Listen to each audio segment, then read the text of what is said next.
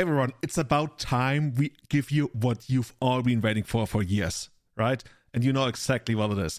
On today's episode, we have the American National Quidditch Champion of 2018 on the cast. Yeah, I don't know how we actually ended up that way. It turns out that Alex McKinley, also known as Vivarus, recently won Eternal Weekend Mox Emerald Vintage. So he actually took down the prize, that the big painting, and he's 1/3 of the trifecta of Vintage Eternal Champions this year. So that's going to be exciting. Alex made quite a name for himself as one of the most proficient pilots of The Epic Storm. He's an author and a content creator on theepicstorm.com. I think he's been that for the last 3 years. And on today's show, we're going to learn a lot about how he actually managed to pilot his Grixis Breach Tinker. Yeah, seriously, Vintage, you gotta come up with better deck names. Like, what is that? Grixis Breach Tinker? Like, when did we just start naming cards that are in the deck? That's not how you do it. But anyway, first half of this podcast, roughly the first hour, is going to be all about Vintage. If you want to skip that, if you want to skip to the legacy portion, that's going to start in the second half, where we will look at a lot of decks that have performed really well recently, like took down a couple of challenges that were in the NRG Series, that were in the showcase. And we also learn why Sword of Hearth and Home apparently is a legacy card now. So have a lot of fun. Also, this episode features a unique, non-fungible intro that we will never repeat this way. So we better just jump right into it. Have a lot of fun and see you on the other side.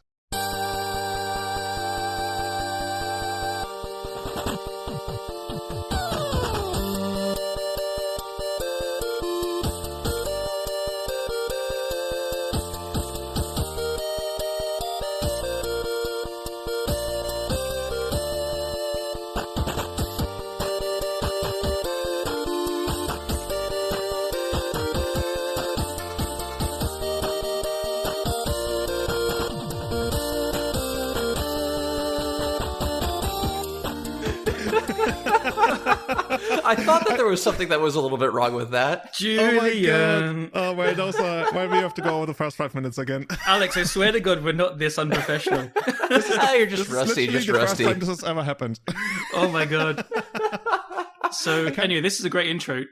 Everyone, welcome to Everyday Eternal number 114. Someone who wasn't me and not our lovely guest didn't press record. We've been just chatting for like the past 20 minutes about bullshit and stuff. So yeah. Do you want to introduce us, Julian, now that it's pressing go? Oh, well, has it been 20 minutes? No, it can't be, right? So I know it's fine. More like 18 or 19. By the way, shout outs to our brand new Patreon, Sam Darms, friend of Cloud on Twitch, one of the premier Infect streamers. If you want to support us directly, you can do that on patreon.com/everydayeternal. So we're going to rush through everything. No, seriously. By any chance, have you played him the last week or two? Because maybe he infected you and your brain's going a bit funny. I bet. I think he played something that included Phyrexian Crusader, like the black one. So good. Holy shit, man. So I used to play tons of Infect in Modern, like for 2 or 3 years. It was my kind of go-to thing when I played a bunch more whenever. God, this was, probably 5-6 years ago, whatever. And there was a point in time when Jeskai Control was one of the best decks, and me and my friend, we went to Black-Green away from Blighted Agent and played Phyrexian Crusader, and we played like Sideboard Caverns to play them, get them through against these control decks, and God, they just couldn't path or bolt it. It was insane. So hey, we're at the point where like Blue Red Delver is the thing, and like Pro Red is really good. So Crusader must be the truth, I'm pretty sure. Anyway, quick tangent. Let's go. So this is where we usually say what have you been up to lately. So we were meant to record this podcast last Friday, and then there was like a witch inside my computer. It cursed. And I just my mic couldn't go off. I've just moved flat. So I was thinking, yeah, great. I've just moved flat. I've got better internet going because in my past place, it wasn't that good. And it was all going to be fine. It can have chill. And plug things in and it just doesn't pick up. The computer didn't recognize it. And then I couldn't install it. Alex, our guest, he's a tech guy. We did a quick call and the conclusion was, nope, it's fucked. So I went to our IT guys at work, and they took a couple of days looking at it, and their conclusion was, nope, it's fucked. So here I am with a wiped brand new PC, which is quite nice. It's You know, I like to mention they didn't look at your computer and they were like, "Oh shit, we totally forgot about it." Let's say it's fucked. I mean, it could have been, yeah. Callum knows nothing about these things. Apparently, we just told him it's fucked. Julian told him it's cursed. Alex told him it's fucked. So we'll go with fucked. yeah, I'll take it. Yeah. So there we go. But now you're back, right? Now I'm back. It's good. As I said, the internet is better, so I was looking into OBS again last night. Probably try and stream again soon. The reason I wasn't doing it before, I never liked it, was because my internet connection at the last place was over Wi-Fi, and the Wi-Fi hub was like downstairs, far away. It was just always like cut out, and it's really frustrating and stuff. So I also had a puppy there. She would like knock on the door every 5 minutes because she could hear me talking. So it was like, and I'm a sucker because I can't like say no, so I'd have to go and open it. You know how it works? You must monetize your pets. I mean, that's how, if you're a proper streamer, you really must monetize your pets. Yeah, like, most of it? Huh? What? Sorry, my computer went off. Oh my god, okay. You can cut that bit the out. curse is coming back. It has not been lifted. You haven't done like proper sacrifices. No, it just went to sleep, and it hasn't done that in the past because it has the web page active. Weird, whatever. Okay, it's fine. And so I should be monetizing my pets, definitely, like when they come in the room. But anyway, I'm away from the dogs now, sadly. But yeah, better computer stuff. What about you? You've had some exciting fun with your hotel. What's been going on there? Yeah, lots of exciting fun. It's been a thing that initially we didn't think it wasn't really a big deal, but apparently an increasing number of snakes has been coming to our hotel and just like hanging out there because apparently it's like a really nice place. I think the reason is it's been raining a lot, and that's at least what the snake people told us. Snake people, I mean, that's what are they called? Snake handlers? No, that's something that they do in the US, right, in churches and stuff. I don't know. I'm not going to help you here. Like your name's with it. The snake catchers, I guess. They told us that the snakes like to come to closer to the beach when it's rainy, whatever. And yeah, my colleagues keep finding a lot of like actual like venomous snakes, like cobras and shit, around the hotel. And you can also like you can find their shed skin. And if the head is preserved, they can actually go and like, oh yeah, this is a dangerous cobra. And my colleague, like, she keeps posting those on well, not Discord, Slack. That's what we use. Mm-hmm. And every time I show up to work in the morning, I see a bunch of snakes, or rather like snake skin that has been found around the hotel. So this is the kind of stuff you don't put out as advertisements for the hotel. Yeah. I mean, I try to sell people on the Big 5 snake safari that we also offer. In almost 9 years at the hotel, I haven't sold it once. That's surprising. I don't know. You'd sell it to me. I love snakes. I don't want to go near them, but I really, really love these dangerous venomous snakes and stuff. Whenever I'd go to like a zoo as a kid, I would go into that section with like not the actual snakes. I don't think they had them there, but like all the information and pictures of them, and it was always fascinating to me. But yeah, I'm not in a hurry to pet them. How's your tiger safari going? Tiger safari? Oh no, that's in South Africa, right? No, you've never sold one of them either, have you? Yeah, we talked about the burning tiger safari. Yeah, that's some insider deep Discord shit. So if you want to get on the tiger safari, you get into that now. Yeah. But seriously, this is by the way something that also happened to me today, and that was really weird. Like I was going over the payment of a customer, and turns out the credit card somehow I could access everything about their credit card, like including expiration date, card number, etc., but not the card verification code. So I called up. Actually, I'm gonna not name the company, but it's a big company. Literally everybody who has ever traveled has heard of, probably. And the guy on the phone was like, "Oh yeah, sure. Just tell me the credit card number." And I was like, "I don't think I'm supposed to." To like read out the credit card number. He was like, "Oh yeah, sure. Just send me a screenshot of the credit card number." I'm like, no. This is really weird. Are you sure you're like from this company? Like I didn't say that, but I thought that. So in the end, he asked me to submit it with the credit card details all blanked out, and it was really weird. I've never been. That's actually like the biggest tension ever because it doesn't relate to anything, but it's still so weird to me because the entire tourism industry, travel industry, it all feels so scrappy and like, you know, he's like, "Oh, just read me the credit card number." I'm like, "What?" Yeah, you don't give customers credit cards, especially. I mean, you can give me yours if you want. We'll see. Yeah, we will see. You're gonna hire some witch to uncurse your PC again. I can see that. That was probably expensive. Curse yours. Yeah. Other things I did, because you blueballed us last week when we were like all ready to, jump on the podcast, and then you just like you couldn't find your voice, technically. Yeah, I just couldn't be bothered really. I cheated and I went on the In Response podcast. So you're like in response to your computer problems. Yeah. Those are the 3 guys from, not right away, right? But a couple of days after. Those are the 3 guys from Austria who started the podcast earlier this year, I want to say. Yeah, probably. And that was a very, very different experience. I just told Alex we did everything that I don't want to say it was worse or better, but no, it was, I'm sure. Every podcast I've like guested on has done things differently. Right. They all have their ways of making things work. It doesn't really like have to be a way or anything.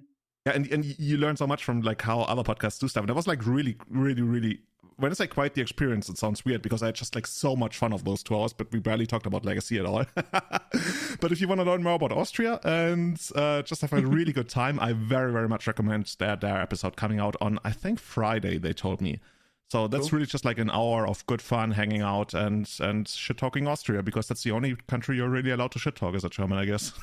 Yeah, or vice versa. Well, we can get some shit talking in later. Yeah, I guess Britain as well. Actually, yeah. Oh, wow. Okay, I see. Yeah. In speaking of shit-talking countries, we have a guest from the United States of America. Hey, Alex.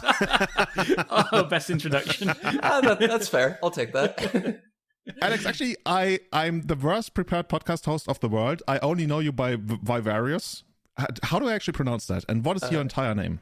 If you want to share that with us. So my full name is Alex McKinley, and you pronounce my screen name Vivarus. It's more of like a Latin pronunciation than anything else. I don't know why, but people just decide to put a random I somewhere in it.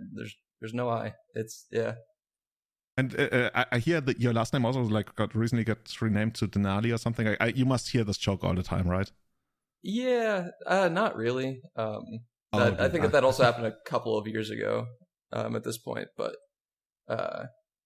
yeah, like that might have happened, I don't know, mid-2000s. So that's a long time ago for me. Okay, cool. So we invited you not only because of your awesome names, but you did really well in the Vintage Eternal weekend, right? From what I hear and from what I've been watching, you took down, which one of the 3 Eternal weekends was it? Like which card did you end up winning?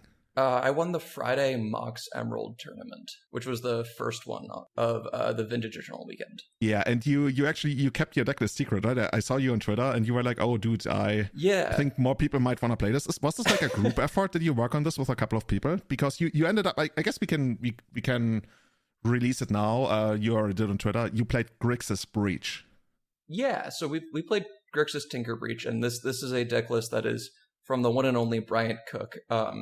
I was not that instrumental in the development of this decklist.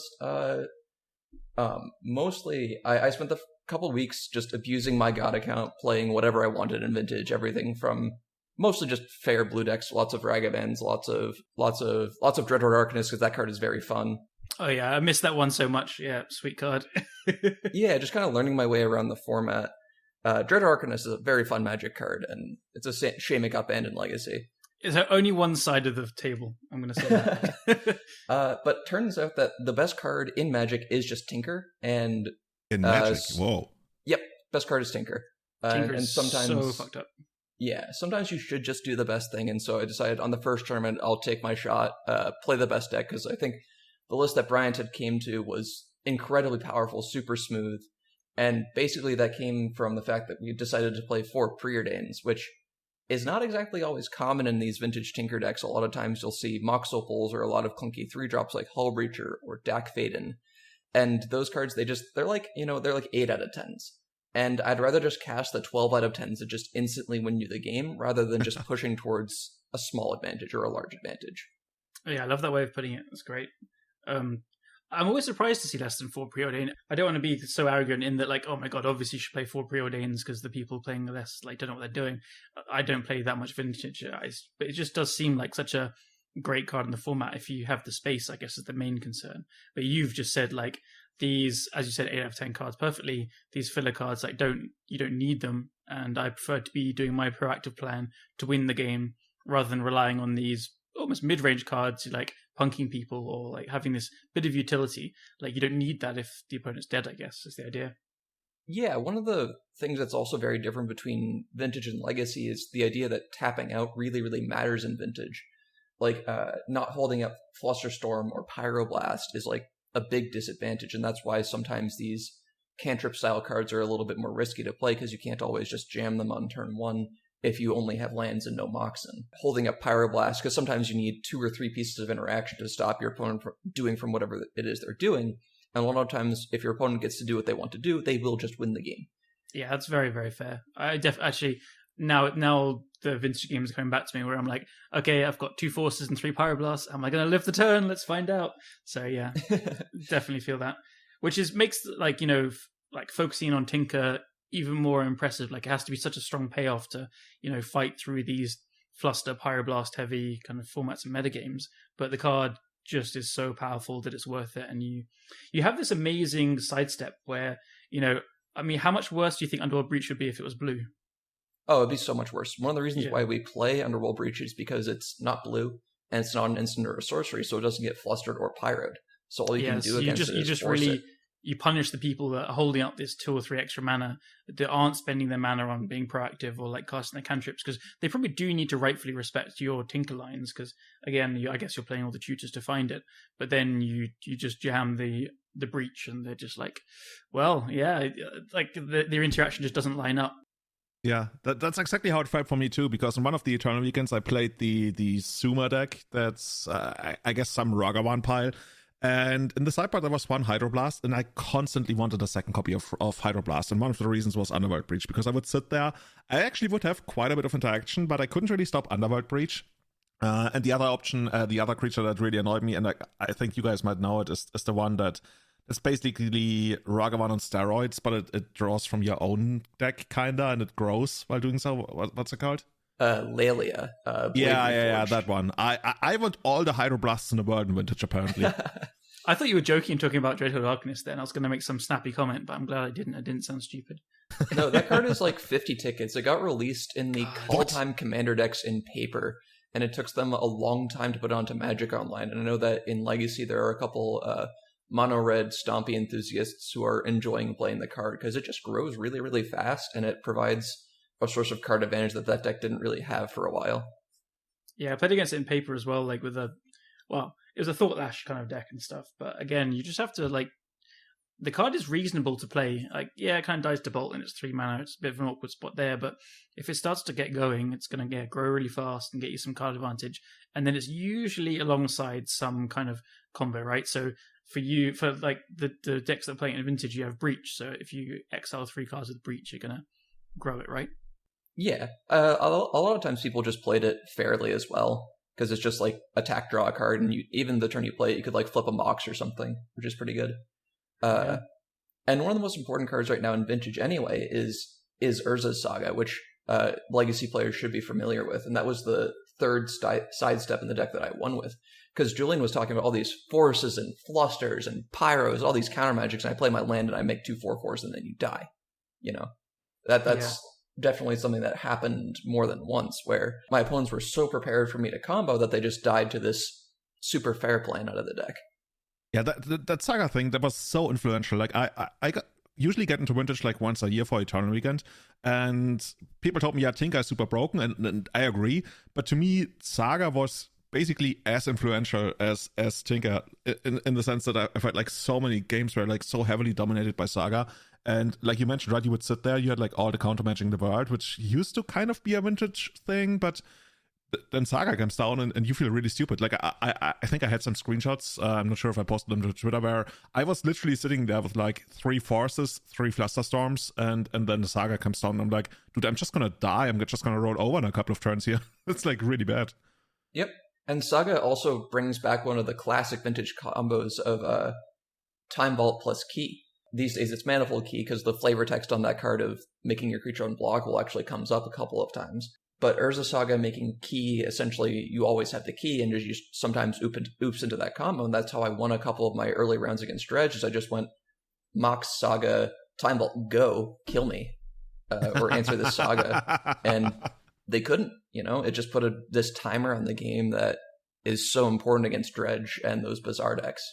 I really, really love it. Like, I've got your list open, I'm staring at it, and it does, like, yeah, so you, like, people have just too much to respect, basically. And so you have your graveyard combo, which is the breach. Like, that's, again, like, you need graveyard hate for it, because the Flusters and the Pyroblast don't line up, as we said. Then you have the Tinker, which is, like, you either get Sphinx of Stillwind versus Dredge, or I guess you can say Bizarre decks in a nutshell. And you also get Sphinx versus Bug and Rug as well, because they have very few answers to it. I guess they need to, like, dress down into something to get rid of it. Vaguely, yeah. And then Bosa Citadel for when, like, if you have lots of life or you just want to kill them there and then. I guess the fail rate is pretty low with that. And then I guess if you have a Saga, you can sometimes get Time Vault as well with a Tinker.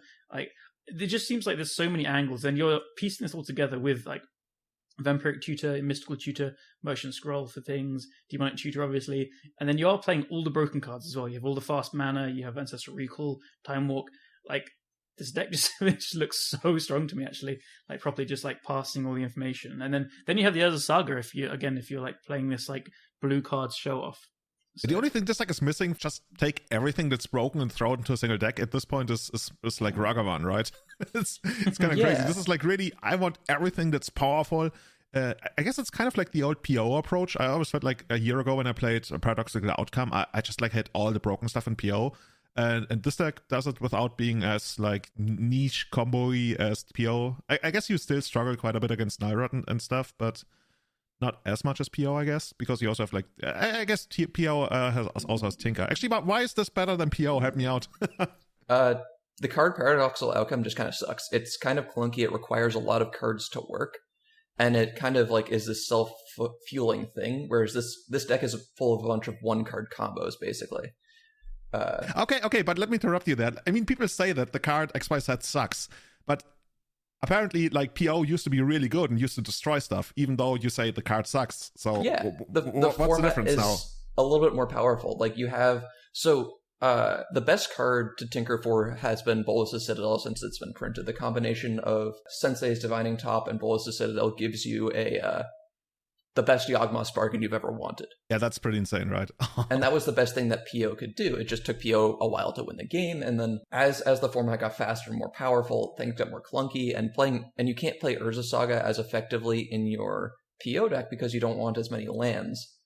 In your that's deck. a good point. I think Justin Gennari had a pretty good take on an Esper PO list with Splashing Light for Mentor and Balance. But the deck really just did fall off because cards like Mox Opal and things are just inherently inconsistent. Like, the highs of PO are insane, but the lows are just like, your deck just doesn't function. That was kind of one of the attitudes we took to this deck, is that there are no bad cards. Like, the two worst cards in this deck are Time Vault and Brain Freeze. Everything else, like, is a good card, basically. I guess, like, Manifold Key is sometimes not a great card. And so we took that concept, and you kind of see it everywhere. Like, we're playing 14 or 15 artifacts, and 0 copies of Tolarian Academy. Oh, yeah, that's another thing that I'm not seeing here, true. Yeah, that card's inconsistent. Sometimes it makes him bajillion mana. Other times it's like, man, I have this land that doesn't tap for anything. And there's also nothing to spend infinite blue mana on in this deck either. So that was, we just played on another island, because I think the expected case for Academy is it makes 1 or 2 mana, and how much does that matter versus having a consistent island against decks that play Strip Mine, Wasteland, and 4 Ghost Quarters. Yeah, that's really common as well, right? Yeah. So okay, I can see that, because I'm never buying the idea of something is more consistent, because that's basically plus minus 0. It's more consistent, but it doesn't really, on average, produce any other kind of results unless you tell me it's more consistent and on average also more powerful, and that's what I'm getting out of this. Yeah, I guess the thing to look at, like, so again, this is vintage. Both PO and this deck are playing the tutors. You're playing the blue cantrips and card draw with recall and stuff. This one, like as Alex said, I can see it. The breach just costs less, and it sidesteps more counterspells than the PO. POs Yeah, dude, I get I used at least last year I used to get PO'd, like my PO Flusterstormed all the time. It was so annoying. Yeah, I mean, the nice thing is you can, like, end of turn 1 get, it's going to get countered, untap, and they've had to use some resources on their end step, but generally PO is just trading for a 1 mana card in post board games, I'd assume. So Yeah, I buy Alex's reasoning here. I kind of want to sleeve it up now. Other cards like Hull Breacher and Narset also pretty negatively impacted the power level of PO. Like, imagine spending 4 mana to pick up your board and then giving your opponent like 7 treasures. That's fair. God, I played when you could play 4 Narset for a bit, and it was something. It was just. Wait, Narset is restricted in Vintage? Yeah, that's why we're playing exactly 1. It was the only 3-drop that had a floor high enough for us to play in this deck of like the Dax and Hull Breachers and all that. Yeah. It can just solo games, right, in the right spots and kind of pseudo mirrors. Mm-hmm. Or at least cut off a lot of avenues. It's so powerful. Yeah, and the floor being double impulse is like still pretty high. Yeah, totally. And I mean, I love this one. I use it all the time, but it pitches to force as well. Like, come on. Yep. Yeah. I do think it's a very, very, very real part of like playing a card where you're like umming and ahhing on, and it does go through. You know what that used to be called? Like, nobody uses that anymore. The keyword for pitches to force. No, go on. You don't remember. You should remember that, Callum. Maybe you'll say it and I'll be like, oh my god. Have you never heard of the keyword awesome? No. Okay, I didn't look at the right parts of the source. Maybe, but that used to be a thing on the source. Like, people would sometimes just like mention, and it also has awesome. And that was code for it is blue, quote unquote, and like in brackets, so it pitches to force. So people would just like short that to the card is awesome. I'm on board. Or has awesome, yeah. Cool. Alex, why don't you give us a bit of a rundown of, first of all, like some of the matches, especially like you don't have to go into details of every single one, but like give us some of the highlights, like kind of a rough estimation of what you played against and stuff. And did you have a good time? Obviously you won, so you had a good time, but like, were the matches fun? What do you think? And what was your perspective of the format as well? So I went into this tournament just like kind of playing it casually of like, I'll see how long it goes. Like, it started at 5 p.m. local time, and these things end up going to 2, 3 in the morning. And I was like, I don't know if I want to stay up that late. We'll see. So I started off against Dredge, which is not actually a great matchup. It's kind of spooky. Like, Force of Vigor is a terrifying card. And then I just like key vaulted them twice really quickly and skilled gamer. Yep. You know what? Just to interrupt you very quickly. Whenever I've like done well in tournaments, I always have the same attitude and the same starts. It's really funny. Like, it's the kind of I guess I might as well and see how it goes, and then you kind of go into a bad matchup and you just nut draw. It's great. So yeah, it's a good start. Yeah, round 2 was less good. I played against the one and only Anurag Das, playing the blue-red tempo deck. In game 1, I just like kind of didn't do anything. My deck just fizzled. I put a Citadel into play at 13 life and then lost the game, which was unfortunate. Game 2 was like super close, and then there's a Ragavan. It happens to steal Ancestral Recall, and that's the game. Sweet. Yeah, you thought Ragavan stealing your Brainstorm was brutal? Yeah. Imagine if they didn't have to put 2 of those cards back. Nice. So I guess he lucked out versus you there, as he always does. Classic Amex. Yeah. Nice. Yeah, that was my one loss the whole tournament. All my bad luck got used up there. I got legacied real hard in Vintage. That's a good way to put it. Yeah, round 3 was Doomsday, where I killed them with my Ancestral after they resolved Doomsday. Love it. And then in game 2 they resolved an Ancestral after resolving Doomsday, but then I resolved a bunch of copies of Brain Freeze, and they had no deck. So God, that brings up memories of playing Legacy Breach, and then like people were playing Doomsday then, and you just held up Brain Freeze, and it just they couldn't do anything. Like, they had Veil sometimes, but it was. Yeah, you are pretty nostalgic for Breach, Callum. I loved it so goddamn much. I can respect that. It was horrifically broken and deserved to be banned. I'll admit, but God, it was fun. Yeah, not having 4 LEDs and 4 Lotus Petals really brings down the power of Breach in this format, I think. Yeah, makes sense, and it's probably a safety net. I can imagine. Well, if 4 of each either was legal, like a lot more broken things would happen. But yeah. I guess you actually end up like DTing for LED or Black Lotus fairly often, I assume. We don't play Lions Eye Diamond because you just have Black Lotus, which you can Saga into play. That card's good, isn't it? Yeah, true. Yeah, Black Lotus is pretty good. Yeah. But yeah, there's also, we have a Dress Down in the deck, which is supposed to be good against Hate Bears and also is good against the card Thoughtless Oracle. Oh yeah. So it's also good versus all the Saga constructs that your opponents make. I guess because I saw that you have like that, and Hercule's Recall is just kind of, I guess, DT vamp kind of targets just to get you out of horrible situations. Yep, and you can also merchant scroll for for the recall. Yeah. For the recall, which is really, really good against shops. Yeah. One of the primary motivators. Round 4, I played against another legacy specialist, Wonder Pro, playing Oops All Spells. I kind of like countered his Belcher, and then won with Saga in the first game, and the second game I ancestral my opponent again with an empty library. So what is with this? You're gonna have you're gonna end up like you've cast more recalls than your opponents. That might be true. You're really upsetting Marcus Ewald right now. I think that's actually a real thing. Like, I remember like watching coverage last year, or actually no, I produced coverage last year. What the fuck? And like people talked about that quite a bit when I talked to them about like the Doomsday matchup against this and that, and the concept of trying to play around Ancestor Recall on your Doomsday pile was like a real big thing, and people really went out of their way to play around that. So yeah, I guess it's really easy these days. What you do is you just make sure you have an extra blue mana floating, and then one of the Ancestrals resolves, you draw a Flusterstorm, you fluster the second Ancestral, and then you win the game. Easy. Just have it. Yeah. But Vintage Doomsday is Doomsday on easy mode. Yeah. With Gush and Black Lotus and Ancestral Recall. You can go off with just like a card draw, right? You just Gush into Lotus and Recall. Yeah. Yeah, as soon as you draw the first card in your pile, it's over. Should be anyway. So round 5 was the Jeskai control deck. Game 1, I like get a super grindy game and just like oops into a key vault win. Game 2, there's like a big fight early on, and then you just grind out a breach win. So basically, like Jeskai is the quintessential stop your opponent from winning the game, but then you have nothing to win the game yourself. Like taking that long to win the game, like your opponent's going to eventually do something broken again. Yeah. And you, especially with all your different angles, you're not going to run out of broken stuff in this deck. Absolutely not, no.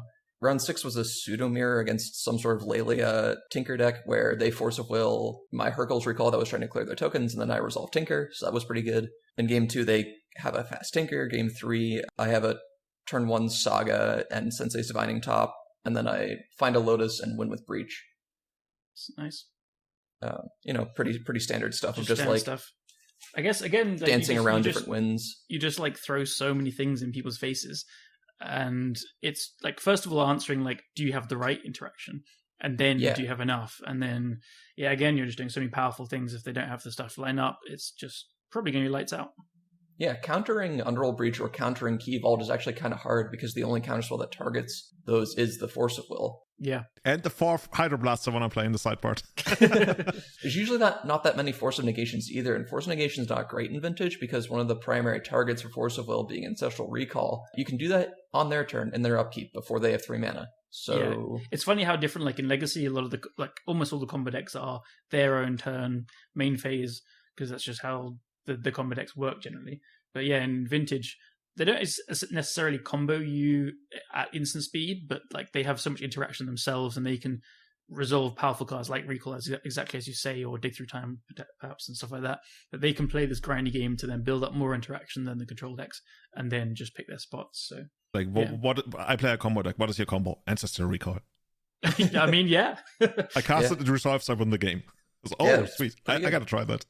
Sometimes you just like cast Underworld Breach, rebuy Ancestral 2 or 3 times. I was just about to say the same thing. I was like, Breach is just amazing as a value card as well, because I noticed there's no Yawgmoth's Will in here. But I guess you're just breaching and like, playing a Recall, or like if they've countered your Key or Time Vault, I guess you bring it back, or Tinker. It just represents like value / combo in multiple ways, or you just have your like Brain Freeze as well. Like it can do a lot of things.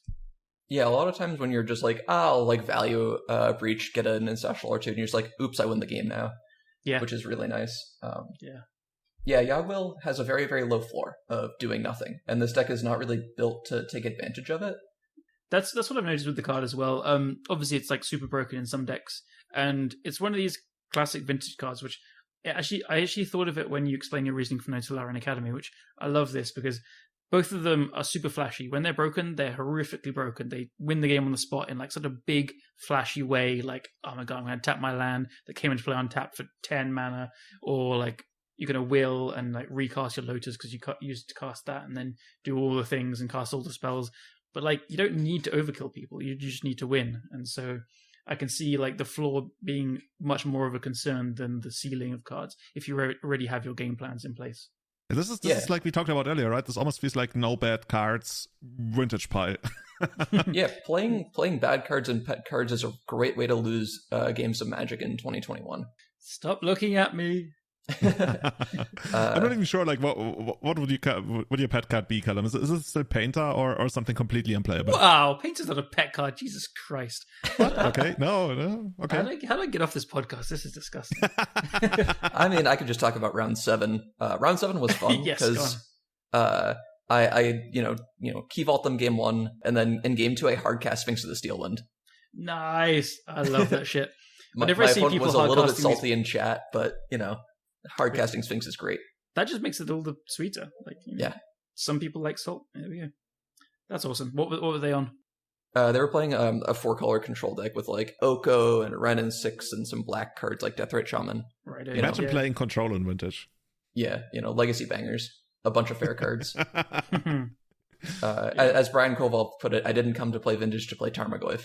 Do something better with your 3 mana than Oko. I felt that. I didn't play any of Eternal Weekends this year because I was busy moving and doing things, but last year I was like gearing up to play Bug in one of them. I actually just didn't play because I had the same thing. I was just like, I know like I died to Tarmogoyf in Vintage, but I'm not going to play it in Vintage.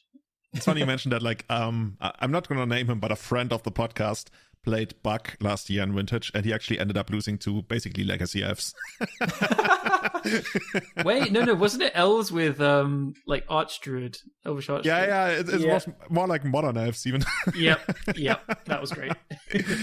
Shout out to our friend. I think he was like really sad about it, so I'm pretty sorry. It was just like hilarious, and I'm still gonna bring it up every now and then. Yeah, he's a great guy. He posted on Twitter if I remember, so it's not too bad. But yeah. James, we're sorry. Oh. Anyway, moving on. So in round 8, I played against Hollowvine, which, if you're not familiar with Vintage, it's very, very different than the traditional Dredge deck. I don't actually know if it plays any cards with the word Dredge on them, but it's still a 4 Bazaar deck. And then the only other lands in the deck are a couple of Wastelands for reasons that'll become clear in a moment. But it plays cards like Squee, Goblin Nabob, and Kravik and Horror when it's not bugged, and the MH2 card, Master of Death, which all basically just rebuy themselves from the graveyard to your hand so that you make your Bazaar activations really, really free. You play cards like the 8 Root Wallas and Hollow One, Vengevine. You have these really, really fast starts and a lot of pitch counters. Like, for example, in Game 1, I got my Ancestral Recall misdirected. That kind of sucked. So I lost that game. This is my favorite deck in the format. I think it's actually just like Delver. Is the best way to think about it. Like, you play your fast, cheap, aggressive threats in, obviously, Hollow Ones and Basking Rootwaller and stuff, and then you have these counters, which you will run out because you are, you lose some card advantage on all the pitch spells, which you do regain with the squeeze and stuff, but you are trying to just get over the line with your threats. So if you look at Vintage decks, one of the things that you'll notice is that there's a lot of like Pithing Needle effects in them, and that's specifically to name Bazaar of Baghdad. That's why there's one in the main deck, one in the sideboard. The Alpine Moon is splash damage between Urza Saga and Bazaar of Baghdad, and also the Tabernacle and Pendrell Veil. That's specifically for the Bazaar decks, because most of the time they don't have the mana to pay for all their stuff, so it's just a land wrath that makes it through all their stuff, and that's why they have to play the Wastelands in response. Makes sense. Bazaar doesn't make mana, which is great. That's how I won the match, was I needled their Bazaar, and then one was Saga and Tabernacle. Nice. That deck is just like so absurd. It like kind of mentioned, right? It kind of plays out. Because I played it as well, like quite a bit last year. It plays out like a Delver deck, almost like a tempo deck. But it really feels like you take a completely different card game with like completely different mechanics, and you just like you load it up in Vintage, and you're like, oh yeah, I can also play this in Magic. I just like I draw and discard cards, and they come into play and they attack. I never spent mana on anything, but this is how we do it in this other game that somehow is compatible with Magic as well. Bazaar Baghdad is just not a reasonable Magic card. No, it is it's the only way like these kind of things to make sense. But the deck is beautifully horrific. It's just like I remember playing like that Scarecrow, like because it was all the colors as well, just as like a pitch card. So you play these like Reaper King. Reaper King, that's the one. You play these like 5-color cards, and because it's just they pitched everything. So you have all the forces. You have like Sickening Shoal, Force of Negation, Force of Will, Force of Vigor, and then I guess some could have Fury now as well. I guess. Yeah, Fury and Grief are just insane pickups for these Bazaar decks. Being free creatures, like creature spells are nuts in these decks. God, and then Vengevine, Yeah. I just I love wanna play that, this as well. how broken Vintage is with regards to basically every single aspect. For as much as we trash talk Tarmogoyf, it's still like a strategy that people do and sometimes win stuff with it. I just love that somehow, for as broken as it is, it's still like held together and doesn't completely fall apart. Like when's the last time Vintage really completely fell apart and became almost utterly unplayable? I don't even remember that. No. I think it was the Mystic Forge Karn the Great Creator era where you got to play 4 of each of those cards, which is just absurd. Yeah, true. Like looking back at that was definitely broken. Yeah, that's not broken. That was like, I want to get that, off the ride. Let me off. Yeah, I think Vintage players also have a very high tolerance level of variance and just vaguely bullshit of things that happen, because it's like, you're playing Vintage, there's going to be some nonsense afoot, and that's kind of how you have to look at it. And going into these later rounds, my mindset had shifted away from I'm just playing this for fun, there might be some bullshit, to my deck's just better than everybody else, I'm just better than everybody else here. So naturally in round 9 I get paired into one of the Vintage legends, Discover End, playing Doomsday. Ooh. The end boss himself. Yeah, so if anyone listening that doesn't know Discover End, just give a quick who they are, or why are they so scary? They don't lose with Doomsday. That's basically what happens. Yeah. I think they have like the most challenge and high big event wins, and Justin tracks all their stuff, and they just have the highest win percentage as well, potentially. Yeah, I think Justin, last year when he came on the podcast, he gave us a rundown of Vintage, and then he introduced us to Discover, and who's just like the person who never loses and always plays Doomsday. Yeah. So Discover End was 8-0 at this point. I was 7-1. So I believe they were locked for top 8. And I might have been in with a win. It's not clear. But I just opened on the nuts in game 1 and like have turn 2 Citadel and counter his Doomsday, and eventually just like Citadel into Key Vault and win. Game 2 was super interesting. Like, I keep this super defensive hand of a bunch of counter magic and Saga with a Tinker, and then my opponent Vamp Tutors, and then on my upkeep goes Dark Ritual Opposition Agent, which is just wild. And then there's a massive stack battle that I win, the Opposition Agent is countered, and then I just kind of like eke out the game with my cards. Damn.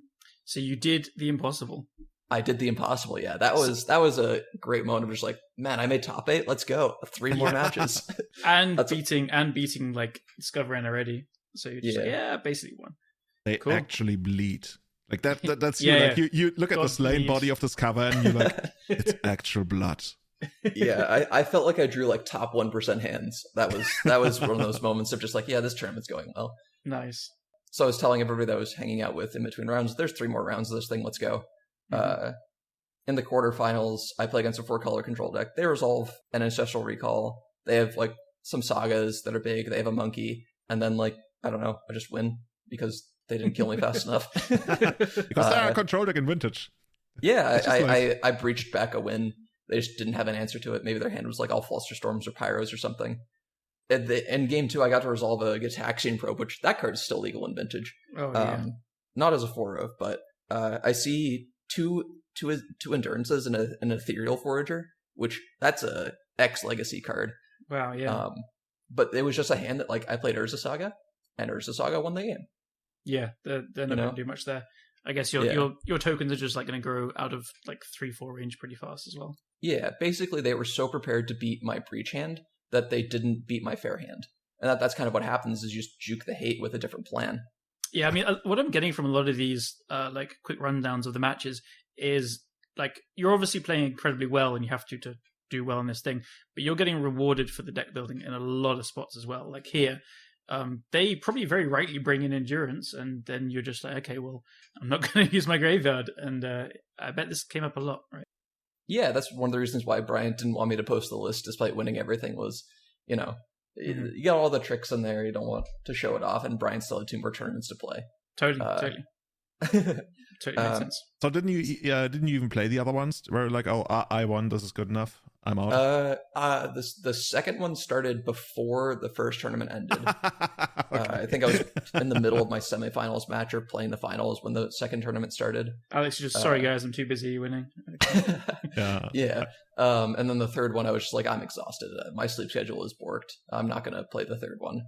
I don't know if many people would, like, after winning one and going through the whole thing as well. I guess some could do the third, but I don't think it's, unusual to not want to do the others. You've got a pretty good prize already. Just kick back, you order food, and then you have a great time. Yeah, that's what I did. Watched some people win some matches. That was pretty good. Yeah, semifinals I've done that before. Yeah, semifinals was Hollowbind again. Have a ball to 5, probe and Seshal them, and then have Saga to needle their Bazaar, and then put a Sphinx of Steel one into play. So that was pretty good. Nice. In the DM2, I got crushed by a couple of hollow ones, which happens. Sometimes they just hollow 2 or hollow 3 you, and it's a lot of power on turn 1. Yeah. Very hard to beat. And then in game 3, I, do some Soul Ring, Key Vault shenanigans, Fluster, Force of Vigor. You gotta play around Mindbreak Trap in that matchup. That's a card that they play. I know that that's a card that most of the time you don't think about, but sometimes you do hold back spells in that matchup. Specifically, they'll play around Force of Vigor. Mm-hmm. Yeah, makes sense. And it's the little things, the little sequencing things where they could be so hardly punished. But you're there's that classic meme of do you overextend into Terminus or underextend into Sword Snap Swords? But here it's do you overextend into Force of Vigor, or do you underextend and then get blown up by Mindbreak Trap? So I guess even from turn 1, you've got to think about how turns 3 and 4, or even onwards, are going to go with these kind of things. Yeah, in Vintage, the interaction starts immediately. There is threat to end the game on turn 1. It doesn't always happen, and there's also threats to stop you from winning the game as early as turn 1. It's 0 to 60 in minus a second. Yep.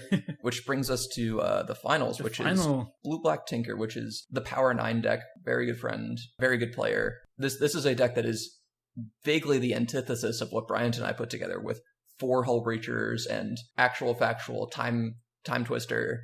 God, yeah. So it's a twister combo deck, but I guess also tinkering, obviously. Oh, yeah. Oh, by the way, to interrupt you, I think you mentioned a good friend of yours in the finals, right? I think the name is underscore Petty underscore. Yeah, so that's who my opponent was. The person who innovated this archetype is the Power 9.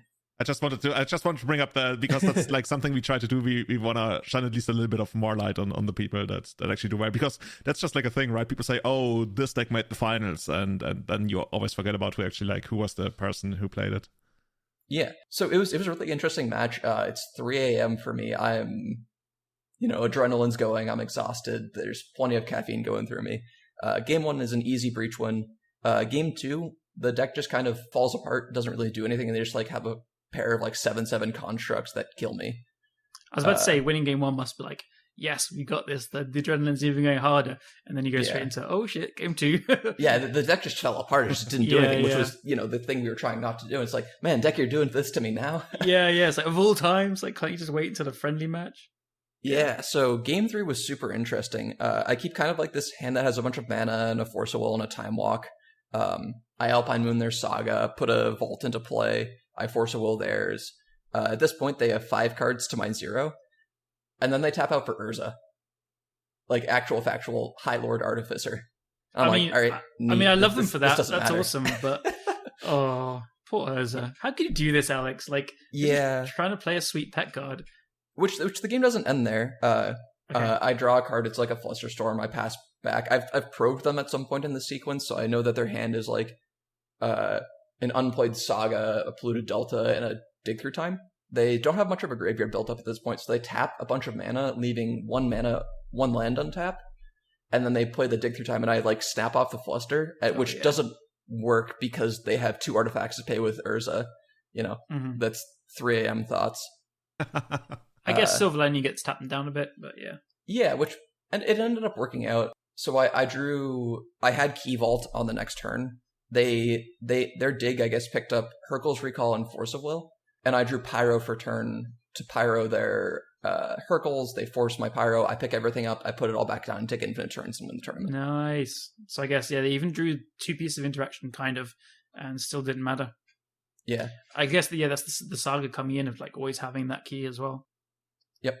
Yeah, cool. It was an insane tournament, just buzzing for weeks. Vintage amazing. Is super fun. I don't think I could play it as my main format. There's too much nonsense that happens, but it's fun to dip in every once in a while. Yeah, I totally get that. Especially when other formats are less fun, branching out into other formats is super fun. Actually, that leads us into one of our listener questions, because the people on our Discord actually submitted a couple of those.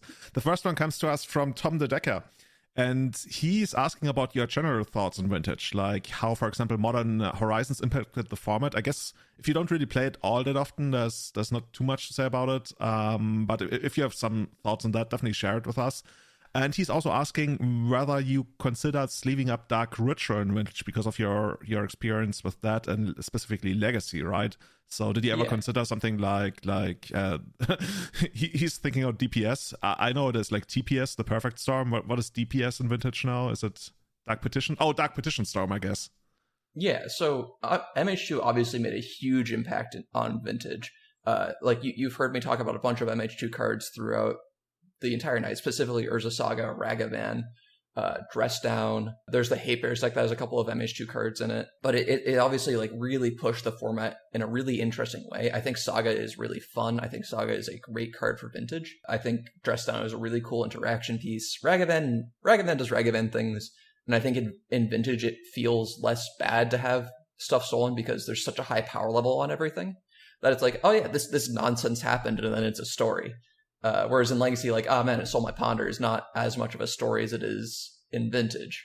That being said, I think Ragavan has a higher power level in Vintage because there are more cards to steal. There's just more broken one-ofs to steal, so you're more likely to hit a broken one-of. It's also just really, really bad versus Bazaar and like medium against shops, so as expected.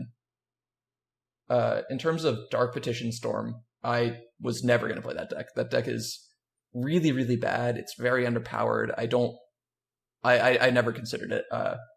I thought about playing Doomsday for half a second. That was the closest I got to playing Dark Ritual Internal Weekend. Okay. I mean, in the end, it definitely paid off for you. Yeah, Dark Petition Storm just has not aged well. Like, there are better things to be doing with your Tinkers and your Dark Rituals, basically, is what's happened. Cool. I'm sorry, but Tom always tries to rejuvenate some archetypes that don't really see a lot of love in whether it's Legacy or Vintage. And yeah, I think on this podcast we always end up shooting him down, like all his hopes and dreams. It's like, sorry, dude, that we can't really do that anymore. Realistically, the Dark Ritual deck of Vintage is Doomsday now. Like, yeah, it's just it. I mean, that's what it is in Legacy too. But yeah, I was about to say that, and I was like, nah, the Epic Storm is actually pretty good as well. I mean, yeah, it's good, but it's. Not but Doomsday. No, it is, yeah, the most popular Doomsday. The most popular Doomsday deck is Dark Ritual, or the other way around, some kind of thing. Yeah. Something like that.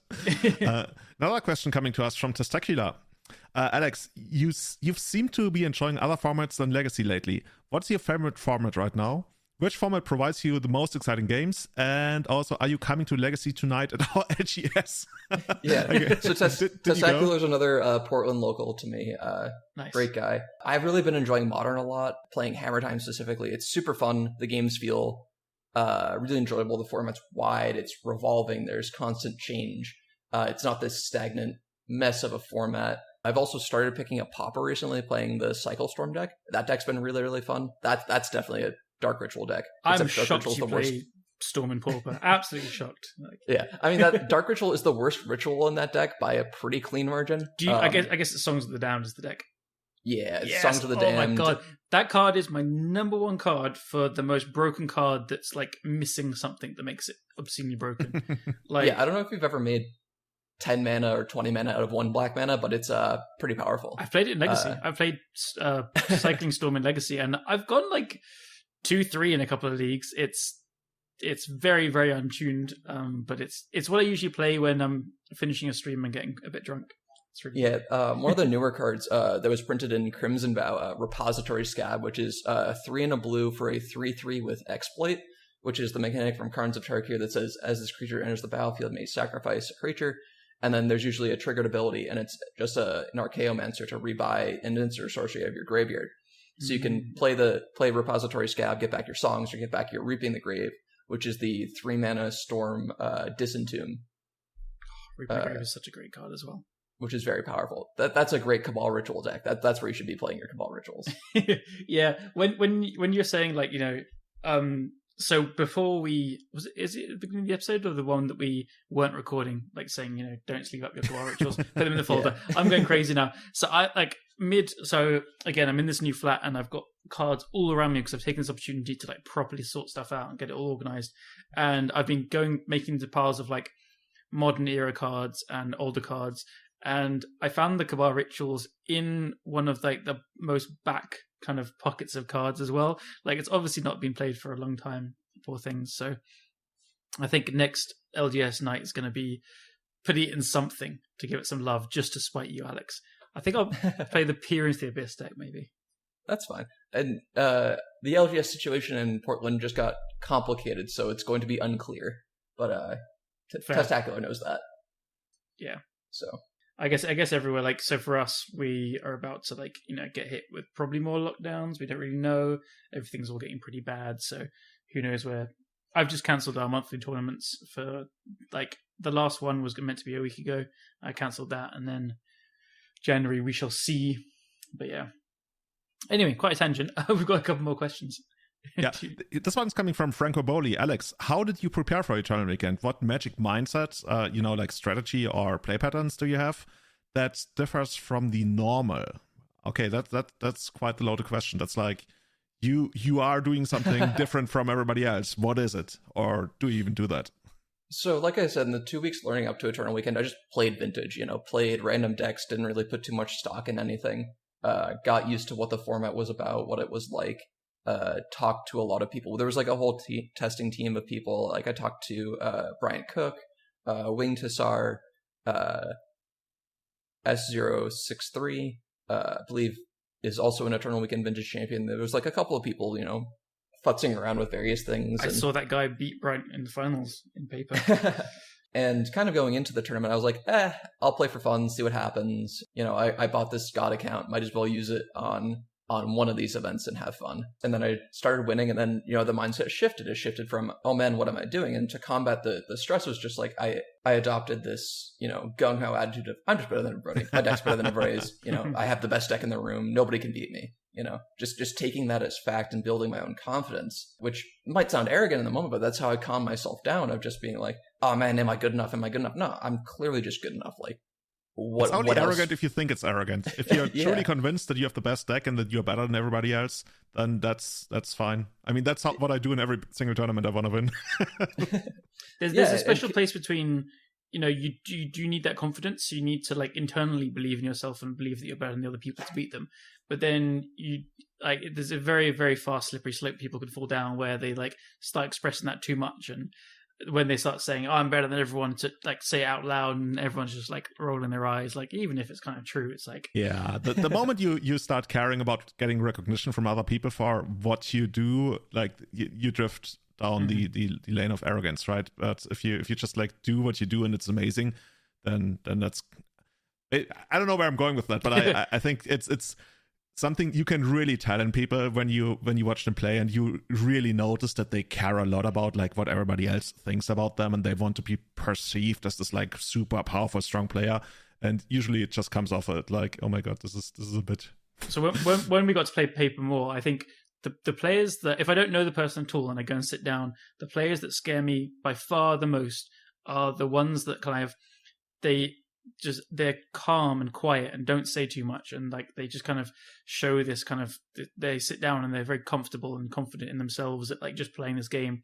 The ones that start off like telling you like how they beat their last opponent last round and stuff, I'm immediately thinking, I might have an upper hand here. Because, so this is how it plays into it. Like, yeah, I'm trying to remember kind of what was like playing against you the first time, and I was fucking terrified. I was like a nobody, and then I fucking bolted you game one, crushed you. I was like, oh my god, am I going to beat Julian? Nah, you just choked me in and stuff. Yeah. Was it like that? I don't even remember. I remember, I can tell you exactly where we sat at that GP. And I remember very well. I stole game one. I was on like 4-color Delver with, I was like, pros. Yeah, and I didn't even notice it, I think, or something. And then I do remember after game 3, I think I was like stuck on a mana short, and I showed you Fire Covenant game 3 after you won. And you were like, oh my god, Red Dragon! And I was like, yeah. I was like a manner of casting it and just like wrecking your whole board. It's the scariest card in the history of Legacy. Good times. Fucking Fire Covenant, that card was so sweet. But yeah, Alex, you were going to tell us about something PTQ related. Yeah, sorry, Alex, we just it's just like when you sit down across some people that have all their PTQ mats and their pins across the top of it. It's like, all right, someone's trying to prove something, and you're just gonna sit there calmly and play the game. So says the guy with none. Well, I don't. The thing is, with people who do that, I'm like, that's even like a level below where all of a sudden I feel like, oh, that's cool, right? That's just like some minor stuff that. I mean, I say, okay, that's arrogant if I say minor stuff, but that's to you, that's actually something that really means something to them. They got like, you got people that have these FNM champion playmats, and that's not something I really look down on because, I mean, I don't know, that comes across as like very genuine to me, but there's something in between the people who like are juggernauts and you can tell without knowing, and the people who just like really enjoy the local success. There's like this mid tier of like tryhards, I guess, that really care about that. No, I'm supposed to be on the Pro Tour, but I just didn't make it yet. Like, it's okay to not make it. I think we're talking about a very, very small section of people. So if anyone's getting the wrong idea, it's because I think what we're saying can come across as very arrogant itself as well. So they're not meaning the people that like doing an accomplishment is great. Like, people have different expectations. Some people want to be the world champion, and there you go, you have Javier Dominguez. Some people want to win their game day, and if they achieve it, that's fantastic. But yeah, there is a small subsection, which is, there's this amazing, like, kind of meme graphic, I think, like, LSV posted a few years ago. There was, like, I think a charting where someone starts off and, top 8s some PTQs, and they're happy with it. And then it just like dunks off down to the abyss. Like it's the pleasantness thing. At the very bottom, they're the most unpleasant when they're like PTQ grinders or GP day tours, and then it like goes right back up to the top again when they're like Pro Tour regulars, and they're just kind of content. That's spot on what I'm referring to. That's the section of your Magic career where people usually become the most unpleasant. And I know that because I've been there, right? I think I was insanely unpleasant for a while after I won the South Moxon, because I was like, oh yeah, now I'm gonna start like grinding PTQs, and this is like this 2-day tournament Magic, just playing. Oh yeah, I'm gonna be kick ass. I'm gonna be really good. I want to stand up. Or like still here, or yeah, maybe I still am. I don't know, but I when I look back, that was like 8 years ago. I can definitely tell that was me at the time, and yeah, I'm not proud of it. But I often see it reflected in other people as well, where once they like, not everybody who does that, but I've seen it with other people in the past, and they've also gotten out of it. And you really only start noticing it, I think, once you've been like that. I believe the official term is grind a barnacle turd. So Alex, when are you gonna be like that? Have you already adopted that? I don't know. You see it pop up all the time with people that are like super obsessed with like Magic Online rating. Like I you check it every now and then just to see what happens. I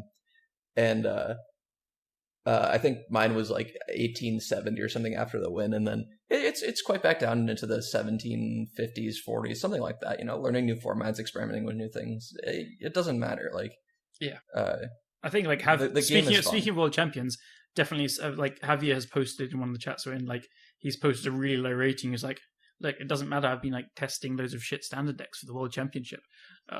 It's not a reflection of the best you can do. Especially because Magic Online doesn't pair by the rating at all, so it's not even like super accurate like it could be in other games like chess. Yeah. Yeah, it's also like insanely volatile, right? Like the K value is pretty high compared to like how volatile Magic is as a whole. Yeah. That kind of leads me to another question coming to us from me, the Capitan. What other quote-unquote grail moments does Eternal Weekend champion Alex McKinley want in his MTG Live to complement his Eternal Weekend win? I think it would be nice to end up winning one of the showcase qualifiers at some point. Like, that'd be pretty cool. Yeah, but please not the one this weekend. I'm not even qualified. I have not played Legacy super heavily in 2 months or 3 months at this point. I've top 8'd one. I went 2-2 in another, was playing in a car. So, just classic things. That's what you do, right? But like those are super fun. They're really small fields where you get to metagame for specific people. Like the first one I played, I cut all my Rhino Flames and played main deck Carpet of Flowers. Nice. In like the trenches of the Oko Dreadhorde meta. I remember seeing this list and loving it, thinking this is like, this is what you need to do. I've only played in one of these showcase playoffs, and I had such a good time as well, because it's just a different experience, and it does feel really special. Like, it's super high stakes, but then it's so top heavy that like everyone below first is kind of like, yeah, whatever, we tried. So it's not like a feel bad of. I came ninth on very, very tight breakers, just to cry a little bit, me. But like it just didn't feel bad. It was like, it's first or nothing. So, and then they're not super hard to get into. So if you want to try and keep trying enough, then you'll probably get into another one. Yeah, that's what I figures that'll happen eventually. So like it's like kind of where I'd like to go is like win a legacy one maybe. Yeah. If the format becomes enjoyable again, And then you get to do the one of the playoffs that's streamed and stuff. Like the last one had the Vintage Cube, one of the formats, which was really cool. Yeah, I think that's what they've been doing is Modern and Vintage Cube, and I actually understand what Modern looks like now. So that'll be helpful. Yeah. Because I've been loving Modern as well. So. Yeah, I think, by the way, we at some point we should do a dedicated Modern episode because I've been hearing so many good things about Modern for like weeks or months now that I think it kind of warrants almost like an entire episode of its own. Like if you guys want to hear that, let us know on Twitter at EternalMTG. Let us know in the Discord because you are the people we make it for, right? For as much as I want to learn about Modern, let us know. I can always talk about it. Explore Modern. I've been playing it I've been playing it through like since almost the beginning. I watched the first Modern Pro Tour, and I've just always played it because it was the most supported format in my local game stores. So I play it like once a week for years, and the last couple of years couldn't play it. But yeah, I reckon my Modern collection's as big as Legacy, so always down to chat it. It's weird, like the Modern format right now. If you just took it without playing it much, I don't think it would look great. There's a lot of companions, like it feels like 80% companions. Like there's just so Lurrus and Urian. I actually have them on my desk right in front of me because they're part of my keep separate out of sorting piles. They're just everywhere, but there's just a lot of interaction and trading, and card advantage again matters. Like you're trying to trade up and stuff on turns 3 and 4. There's not that much snowbally stuff. I don't know. There's also a lot of different decks. It just feels very fun to play. How often would you guys say you have comeback wins in Legacy? It used to be a lot more common before like 2011, 12. It still exists now, but if you fall behind, like you can usually come back if you fall behind somewhat, but once you really are like down like 2 cards or something, and you're not playing like a combo deck that has some kind of like can't be countered ability built into it, it's really hard to come back by just like grinding it out.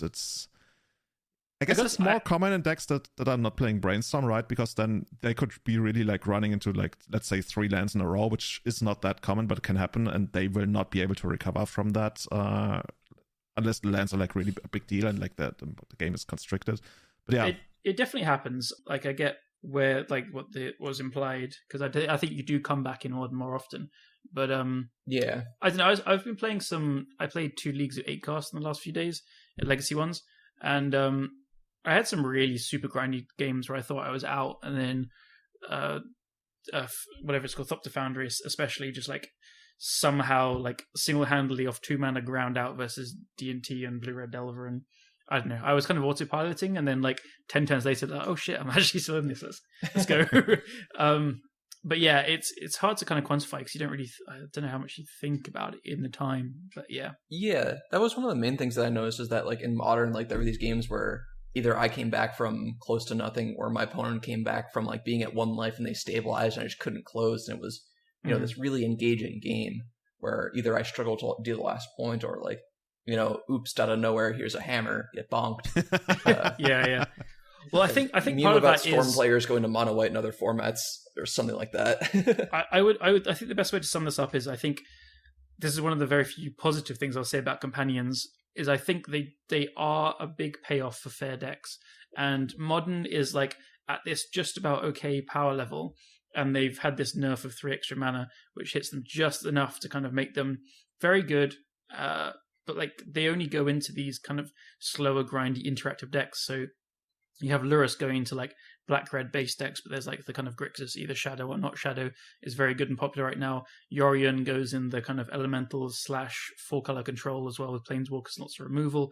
And Lurrus obviously goes in Hammer as well. And these cards, like they're built to go into the mid-game, right? You're not contorting your deck building to then pay 3 mana to put a card in your hand and not cast. You're not trying to end the game within the first 3 turns, essentially, is what playing these cards are. So yeah, again, the games go late and they go into this mid to late game, and you just have to have trading pieces. You have to have ways of building up card advantage. Even playing a deck like Hammer, which can technically win on turn 2, you're still playing engines. Wait, Hammer can win on turn 2? What the fuck? Memnite. Yeah, if you go turn 1 0-drop plus Sigardizade into turn 2 double hammer. Oh, double hammer. Okay. Yeah. There's so also one a in couple. Each hand. It's like bam, 10. Yeah. There's also a couple of like Inkmoth Nexus openers where you could go Nexus, Springleaf Drum, Memnite, Sigardizade, untap, activate your Inkmoth, put a hammer on it. Yeah. So I mean, there's a couple. That speaks volumes, though, right? Like this deck. I mean, turn 2 wins are pretty rare. And there is often quite a lot of interaction that just stops you in your tracks as well. Turn 3s are, obviously quite common as well. But again, I think this deck would be like, this deck would like super punish if the format was heavy on decks without more interaction. Like I guess this is a kind of a hard punish for decks like Tron. I haven't seen Tron in ages, thank God. But anyway, this is like the gist of it of saying is I think the companions, even though some people may not like the gameplay or what they bring, I think they do help make Modern a slower, more interactive format. And that's why we're starting to see a lot of legacy players kind of come out and be like, actually, I'm really enjoying playing this. So yeah. Earth companions are great. Cool. So maybe we're gonna have a future episode where you guys can give me like a rundown of what's good in Modern. Because Chavis refused. No. Wow. No. Chavis was apparently like playing in some high stakes Modern thingy, and he didn't like, not that he didn't want to tell me, but I asked him to make a video like he did for Vintage and Legacy, where he made like a rundown of the top 8 decks according to his opinion. And that's just like the kind of content I love. I think if you do it like short and sexy, like 8 minutes, and yeah, I would love to see something like that for Modern, but maybe you're going to brief me and then we're going to make that video. Cool. Okay, so moving on. One more question here from me, the Capitan. What's happening with the painting? So from what I know, it usually takes a lot of time for that to arrive, but I guess since you're based in the US, it might... Supposedly the pricing team is supposed to reach out to me. I've been talking with the Moto team, and they're trying to get me in contact with the pricing team. Supposedly they're supposed to contact me this week. But I'm probably going to hang on to it for a while, take some pictures with it, hang it on my wall. I don't know. I'm not super interested in selling it at the moment. I don't really need the hard cash. Job takes care of me quite well that way.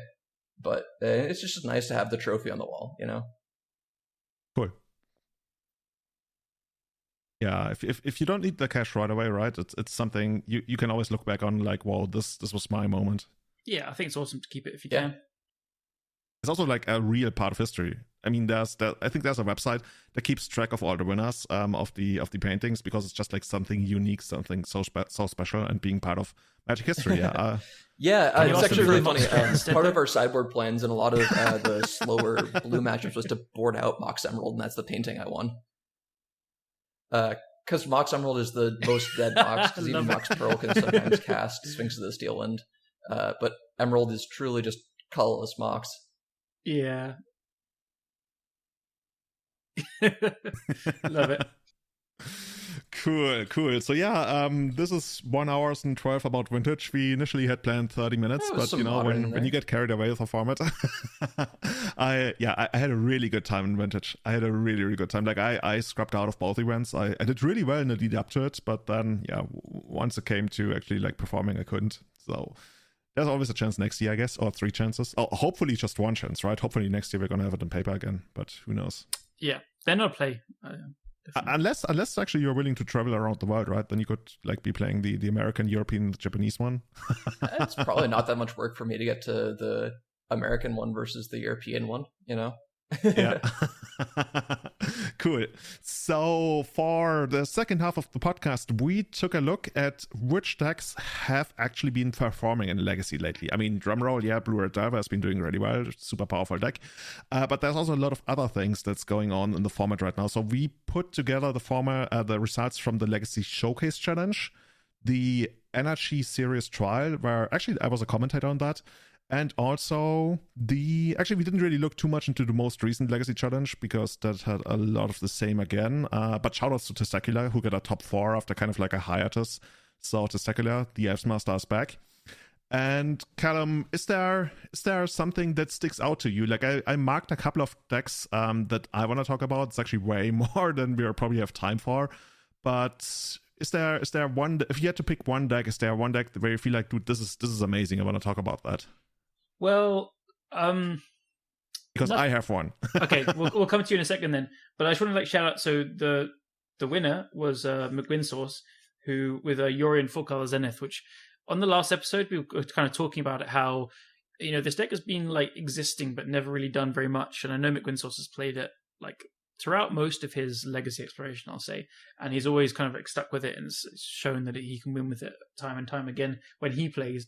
But it had a kind of a breakout Eternal Weekend, right? And then we covered that in the podcast afterwards, saying, well, this kind of came out of nowhere, but it feels like kind of the old Jund style or bug mid-range or aggro Loam did against Delver, where you have some ramp in Green Sun for the Dryad Arbor and stuff, and I think it plays some dorks. I can't remember exactly there. Yeah, but Birds of Paradise.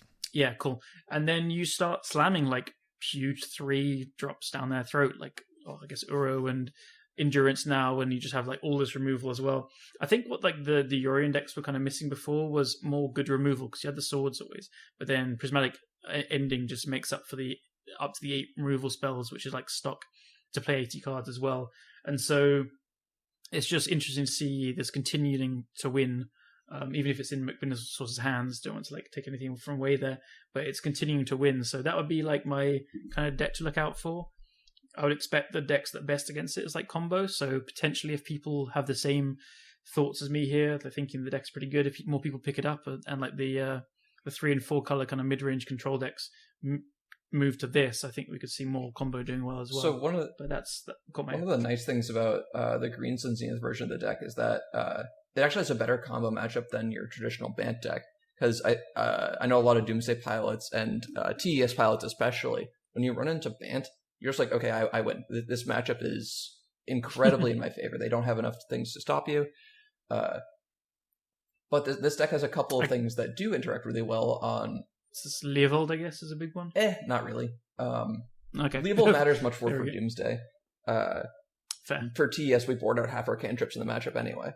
But having Green Sun Zenith for Collector Oof, having your Canonists, your Meddling Mages, and specifically for Wasteland, which is a card that current iterations of combo decks kind of have a hard time beating, either because there's so many stressful color requirements or whatever. It really just twists the matchup in a ways that traditional Bant doesn't, which is incredibly powerful. Yeah, fair. That's fair. I guess part of these decks as well, I've been talking with some combo people, and they've said it's hard to know when to go off, because at any moment they could play some random hate. Yeah, it's very random. You just don't really know what's coming. So yeah, no, I can see that as fair. I'll stand corrected on that one. Yeah. A legacy card. So maybe this deck continues to do well then, yeah. Yeah. Go on, Julian. Hit us with what caught your eye most. The deck I love the most is the one that Javi Dominguez actually, I guess, kind of pioneered a couple of weeks ago. And now Rex Check played it to a run-up finish in the Legacy Showcase Challenge. And that is, I'm not really sure what to call it. I called it Bant Turbulence, in the tradition of Turbulence and Legacy, which I guess was a thing 16 years ago. Hey, at GP Paris, there was Farmland, I think it was called. Oh, Farmville, yeah. Farmville. Yeah, come on now. Yeah, that was 7 years ago. Yeah. I remember. Yeah, but that was great. I guess it's actually kind of similar, right? Yeah. And for those who don't know, this deck is kind of you take your land stack and then you remove all avenues of interacting with your opponent's creatures. You also barely touch their lands. I mean, you still play 4 Wastelands and you have 4 life from the Loam, but you don't do the port thing, you don't do Ghost Quarter, you don't text their creatures with Tabernacle. You strip away all the red part and all the mana denial part except for Wasteland, and you just do your own thing, right? You have so many amazing... Actually, you don't have so many amazing spells, but you have very hard hitters. So the way the deck works is you have your typical Bant control deck, but instead of doing just the Bant thing, you play 4 explorations. So that way you're going to get your lands out much quicker. You also have 4 life from the Loam, which I think most Bant decks play 1, sometimes maybe a second copy. And then you just you run out all of your lands and you run out your Uro, and then you just you ride your Uro to victory. You have your Urza Saga that you can use, that you can also rebuy with the life from the Loam. But then you also have your, unlike lands, you also have your traditional removal spells like Swords to Plowshares. You have Dazes. I think you don't have Force of Will in the main deck. I see 4 copies in the sideboard. So this is really just like, dude, I'm just gonna do the lands thing. You get to keep all your lands, kinda, and I don't like target your creatures. I'm just gonna be really fast and really hard with my Uros and my where's the Sagas. And I love that commitment, that focus to that strategy instead of trying to play this more controlish game. And that's why the deck excites me so much. Yeah, I can see it going off pretty well. Like, to me, it looks like the opposite of what you said. Kind of like it looks like a Bant deck with 4 explorations and 4 life from the limbs. But they are conglomerated together to make like quite a powerful shell. And I guess they're capitalizing on what Alex said just now. Is like combo decks are actually quite soft to Wasteland. I guess the Epic Storm is playing like 5 colors. 5 colors. For like 5 colors for Veil and Prismatic Ending. Yeah. Yeah, cool. And then, like, Doomsday is wanting to fetch out Underground Seas whenever it wants. I've been playing a lot of lands the last week and found myself wastelanding combo decks a lot more than I expected. So, again, like, you just have all these cantrips to find the pieces of the exploration / Uro to get extra land drops on all the wastelands. And it is taking advantage of like, Urza Saga pretty nicely as well. With lots of mana, you can use the Retrofitted Foundry very, very well. So, yeah. This deck also probably gets huge brewer's advantage from people not being able to tell if there are forces in the main deck, if there aren't forces in the main deck. Yeah, true. Like that's huge. I believe Javier said on Twitter that he would move the forces to the main deck in the future. But that's one of the things that he mentioned. But yeah. I mean, I think people would very rightly play around it. Yeah, it's kind of built. Yeah. But blue deck doesn't have Force Soul game 1, and like you kind of see that in the sideboarding where there's so many anti-combo cards because you're just sacking your combo matchups game 1 to assume that, okay, on average I'm going to be playing against other fair decks, and I don't want this 2-for-1.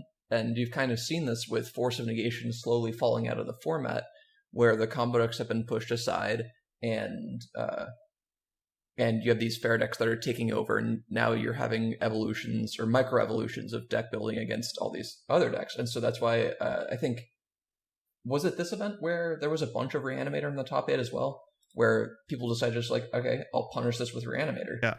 In Oops, there were 2 Black-Red Reanimators in the top 8, which, by the way, is a deck I've been pushing on this podcast as well, and Callum always tells me that's not that good. I don't believe it's good overall, but I think for one weekend, you could pick a spot where there was very little graveyard hate, very little like people just trying to outfare each other. And you're just like, okay, here's my Gristlebrand.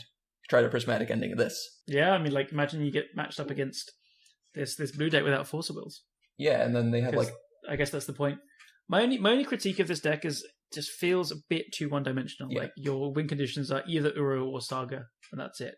I don't know what else I would want, but it's a critique at least.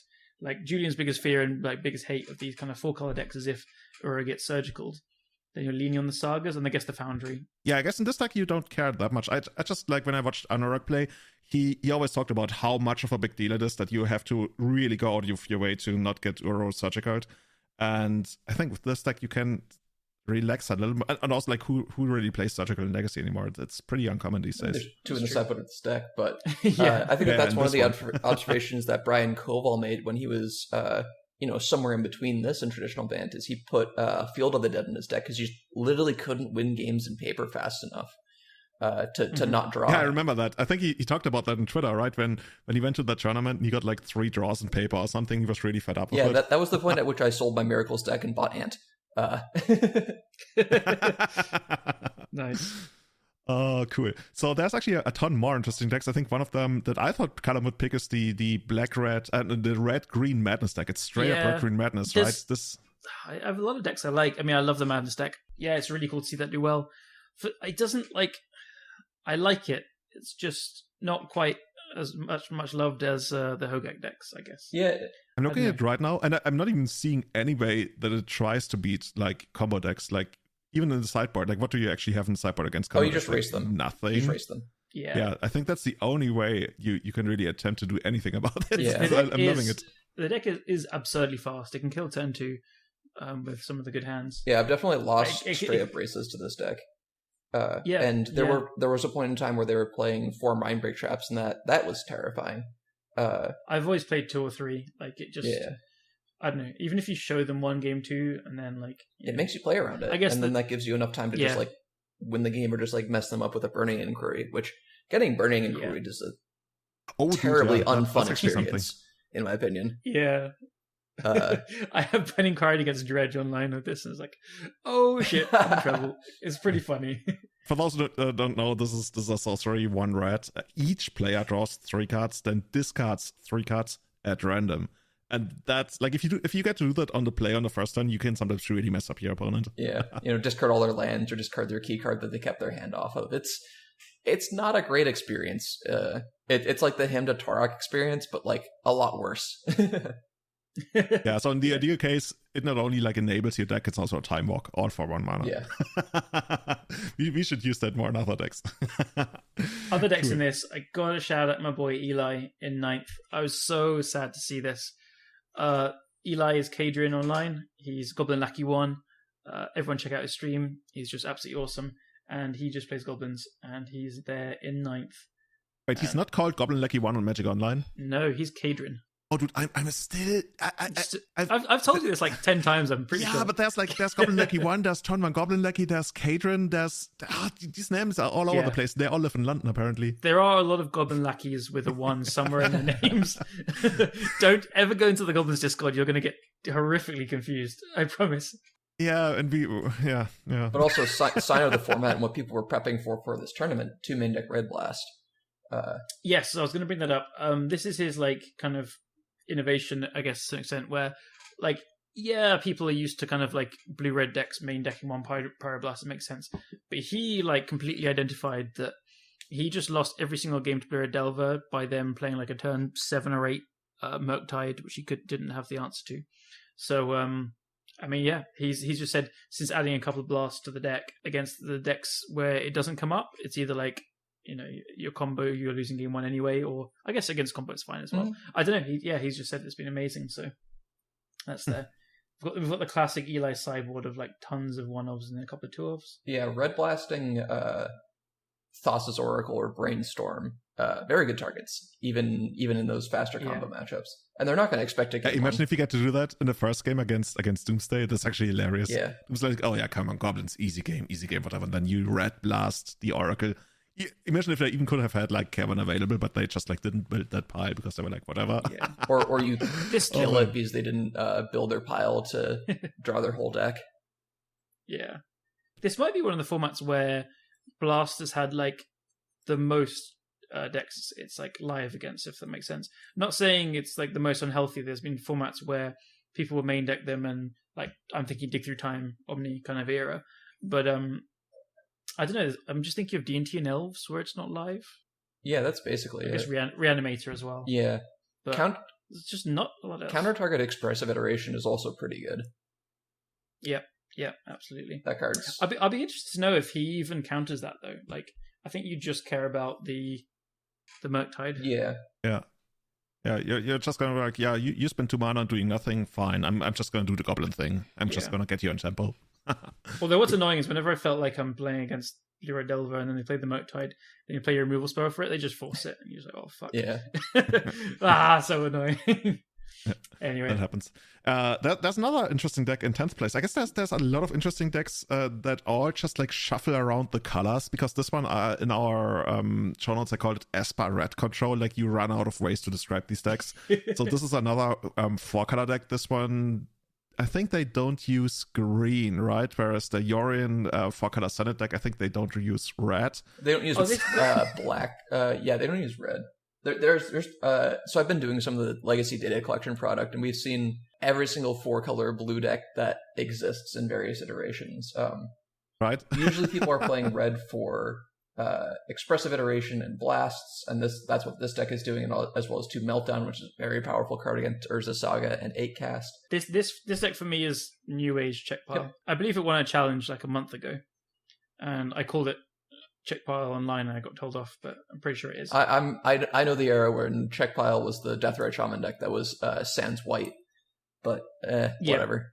So for me, Check Pile like signifies base blue-black control deck with Hymn to Turek and Baleful Strix. And Inquisition of... Come on, it's got Inquisitions over Thoughtseize as well. This is like... this has Check written all over it. I think we eventually will have to go back to naming decks after not shards, which we basically do right now, right? But after what was it called? Like when we named decks after 4 colors, like Nephilim. the dragons back Nephilim then. from Nephilim. Ravnica block. Like Dega and all that stuff. No, Dega Raka. were still 3 colors, I believe. Oh, there's 3 colors for that? Oh, yeah, okay. it's Glintai and Yortiller. I have no idea how that works. Like, I'm totally lost on that. Yeah. The Nephilim were from. Oh, the Nephilim rods, right? They were Those are the from ones. Guild Pact. Whatever the last original Ravnica set was, I believe. Dissension, then maybe. I don't know. I'm a big fan of all clear the deck people. names. I think that the flavorful deck names are not it, but I'm the absolute opposite. I I like understand. nonsense deck names. Yeah, I don't want to play against like 4 color control, and then do you get him on turn 2, or do you get Sylvan Library on turn 2, or do they have Uro? Do they have Teferis? Like they're all like different enough. Like this deck we're looking at now with 4 Hymn to Turak and 3 Inquisition on Kozilek is like leagues different, and 3 Teferi Time Reveler is so different to like the 4 color control decks with playing Uro. Yeah. Esper hasn't been a very good color combination since War of the Spark, but getting Draw Step, Discard Spelled, or Hymned, that's terrifying.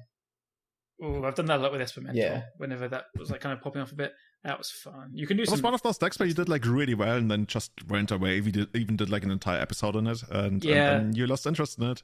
Well, yeah, I won the first challenge after some bans, and then played it a bit more, but the color black has just gotten worse and worse in Legacy. Yep. Yeah, I guess that's another episode of its own, right? That's what we've been talking about a lot lately. We should do an episode on that, like the death of black in Legacy. Yeah. Actually, let's do that. Yeah. Cool. One more deck I want to point out in the Legacy Showcase here is the 15th place by Q Cubed. And that's straight up, I think, Death and Taxes, but there's a Sword of Hearth and Home in the sideboard. Does anybody listening to this podcast know what a Sword of Hearth and Home is? I could tell you. Yeah, I guess you should, because I had no idea what it does. Okay, I actually can't. It's the green-white one from the last set. I'm not looking at it, I promise, because I'm not telling you what it does. I think it flickers something. Yep. And then it probably kills an artifact or enchantment. No, that's the red. The red one has the shatter attached to it. Right. I don't remember the green half. So yeah, you are right with the flicker part. It's nice. Flickers one of your creatures, and then you get to search your library for a basic land card and put it onto the battlefield tapped. So you get to a rampant growth. I'm not really sure what we're doing with this. It makes sense. Like Death and Taxes is like one of the best flicker decks. Like you get to flicker your Skyclave Apparitions. Yeah, that for sure. Or Recruiter of the Guards. Is that all? Stoneforge Mystics. Holy shit! Yeah, this. Phyrexian I was just thinking, like, Revokers, do you get to like attack through Uro and protection from swords? No, D&T Mirror, of course. Yeah, Alex is smart. This is why we play on. Like you get to flicker all of your best cards. Like that's why Flicker Wisp is one of the better cards in Death and Taxes. So it makes sense that this is a core piece of the strategy. It's probably very good against Bant and very good against the Mirror. Though, like I guess like them paying 3 mana to exile your sword is like not the greatest, but it's not terrible. Though one thing to note about this specific Death and Taxes list is that it is a 60 card list, not the 80 card lists that have been advertised by XJ Cloud as being the future of Death and Taxes.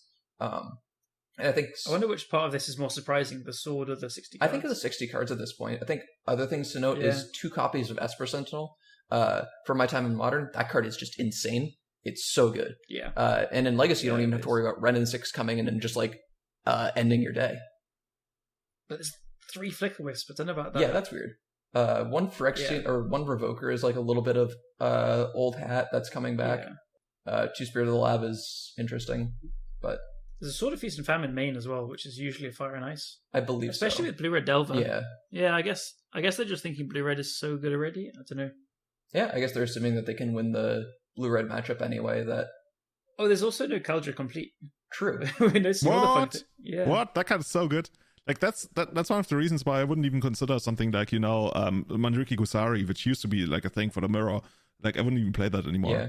There's also a Brutal Cathar in the sideboard. That card is okay. Yeah, this is wide. That's not the card I thought it was. No, because there's another Cathar that's just a disenchant on a stick, and that card's pretty good. That's Cathar Commander. Yeah. That's really good. It's like 3/1 flash Yeah. and cool stuff. Yeah, and it gets through Torpor Orb, which is like the big deal about it, Yep. right? Yeah, Yeah. This particular list has signed up to lose to Torpor Orb real hard. Mm-hmm. But yeah, Brutal Cathar, I'm looking at it, looks like a kind of O-ringy thing that turns into a red werewolf, which is pretty sweet. I mean, werewolves are sweet, so there we go. Cracked it. Yeah, very interesting list. Like, Julian, you kicked it off by saying, like, yeah, this sword, and then as we're going through it, it's like, huh, cool. What's going on? Yeah, cool. So the NRG Series trial was also a big tournament. I think it had over 100 players that went down on the previous weekend, and it was taken down by Kyle Bjorn on another 4-color Loam list. For as much as I want to point out all these different 4-color decks, I'm losing interest in all the different kind of variations because they are. I don't want to say they are all the same. Like, for example, this one's using 3 Mox Diamonds, so it's quite different. Also using Pernicious. Dude, what is up with all these decks having sex? Like, what's up? Like, lands like hanging out with like control decks. Like, hey, look at what we made, and then we have like Aggro Loam coming back from the dead, but Aggro Loam doesn't want to be bad anymore. So now it picks up. I don't even know, like a control deck as well, and everything is soup. Everything like, is expressive iteration soup. Yeah, but there are different soups. Like previously, like we had real like all stew, all legacy soup decks, but now these are slight variations. But then, yeah, you got your chicken noodle soup over here, your chicken and rice soup over here. Sometimes you got your beef stew. It's all soup. Yeah, the Punishing Fire Groove with bonus. I just want a powerful control deck to step in and like throw all these decks out of the window. Like, if Doomsday can't deliver that, then we need to come up with some other kind of combo decks. Is it the Epic Storm? I would say so. I think that TES. So TES is very, very good against the blue decks. That was traditionally one of the spots where I know that there's a question later about Ant that the Ant versus TES debacle was always. TES is a little bit better against the non-blue decks, but Ant is better against the blue decks, and being better against the blue decks is better. I think that we flipped that with our Veil of Summers, with the red Necropotence of Galvanic Relay, which, if you're not familiar with that card, is 2R, exile the top card of your library. You may play that card on your next turn, and it has Storm. So it's effectively like a draw 5 or 6 on your next turn, and you can chain them together. And we board those in over Ponders in our blue matchups. Very powerful. Oh, you got several copies of that? When you say you bought them in over Ponder? 4 copies in our sideboard. Ooh, okay. Yeah. And I think that TES is like very, very good at beating up on a lot of these decks as long as there's not a hate bear, because just like burning through a couple counter spells when you have infinite time is like not that hard. Especially when they have to 2-for-1 themselves on almost every threat, and sometimes you have a Witchclaw Talisman that just sits in play, though that's less common than it used to be because of Prismatic Ending. Okay, so maybe somehow people still keep playing these decks. Maybe not enough people are picking up TES then, because I want these decks to suffer. I don't know, that's the sadistic part in me where I don't like it when greed gets away with it, and this is just like the epitome of greed when people just like throw everything together. And I mean, I can respect a Mox Diamond deck, at least that's a commitment. Also, like how I can like really, really respect the deck we talked about earlier with the 4 explorations. But if it's just like random value greed, Yeah, I think that there's still an impression that TES is this fragile Black Belcher deck that really hasn't been true since we put Witchclaw Talisman in the deck. Has it ever been like the Black Belcher thing that was just like a meme? I don't know. It was a meme. We leaned into it. We played 4 copies of Empty the Warrens. It was kind of true during the pro Deathrite days. Yeah, I think as well. And that was like, it's kind of sounds like it's making fun of it, but at the same time, it was like making fun of its success. Like, you found a way to beat Delver, make a bunch of goblins, and it's like, haha, you made a bunch of goblins. Like, yeah, I did. Attack you. Yeah, nice Deathrite Shaman nerd. Yeah. But I never thought I'd see the day where like a deck called Full Color Loam has 1 Wasteland in it. But yeah, I mean that's what they call it on the Nerd Rage Gaming. Yeah, to be fair, it's like a 4 color mid range control deck, which is utilizing Mox Diamonds, because I think people have been realizing that Life from the Loam is pretty decent in these decks already. Like, I know Anurag has always been at the forefront of these kind of style decks, and I've seen him like add 1 or 2 Wastelands, and then he had like a Loam with it as well. And I think at some points he had like 1 Wasteland main, 2 in the side, Loam main, Loam in the side, and stuff like that.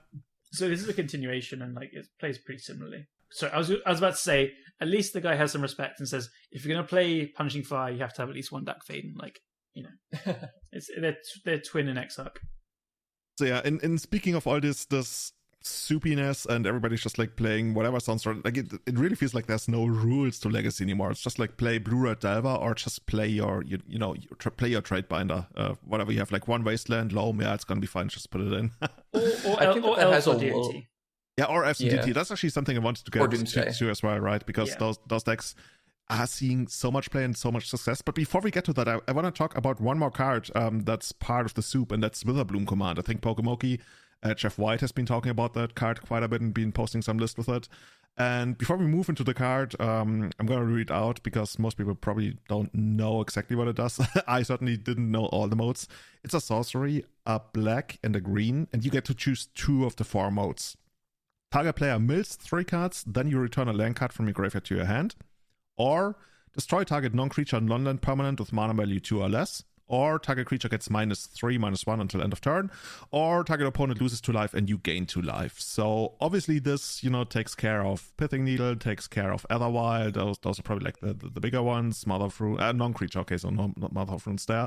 What else do you do with this card? I guess you get to trade it off as a 2-for-1 against creatures. I guess this is just like one of those cards that's supposed to be good against Death and Taxes, right? Because you can also like destroy a creature along with it. All the other modes don't seem too exciting. I think it can mess with a Doomsday pile sometimes. Yeah, it's a sorcery, but I guess believe in this card. It only works on a pass the turn thing. My experience with this has actually been, I think it looks pretty anemic, but then I've always been on the receiving end of it, and it always feels better than it looks. I'm not saying it's great. I think you need to build around it to make it work. But I think you do want to be a deck that plays Wastelands to start, because I think the first ability to mill 3 cards and then return a land is the first thing you're going to do.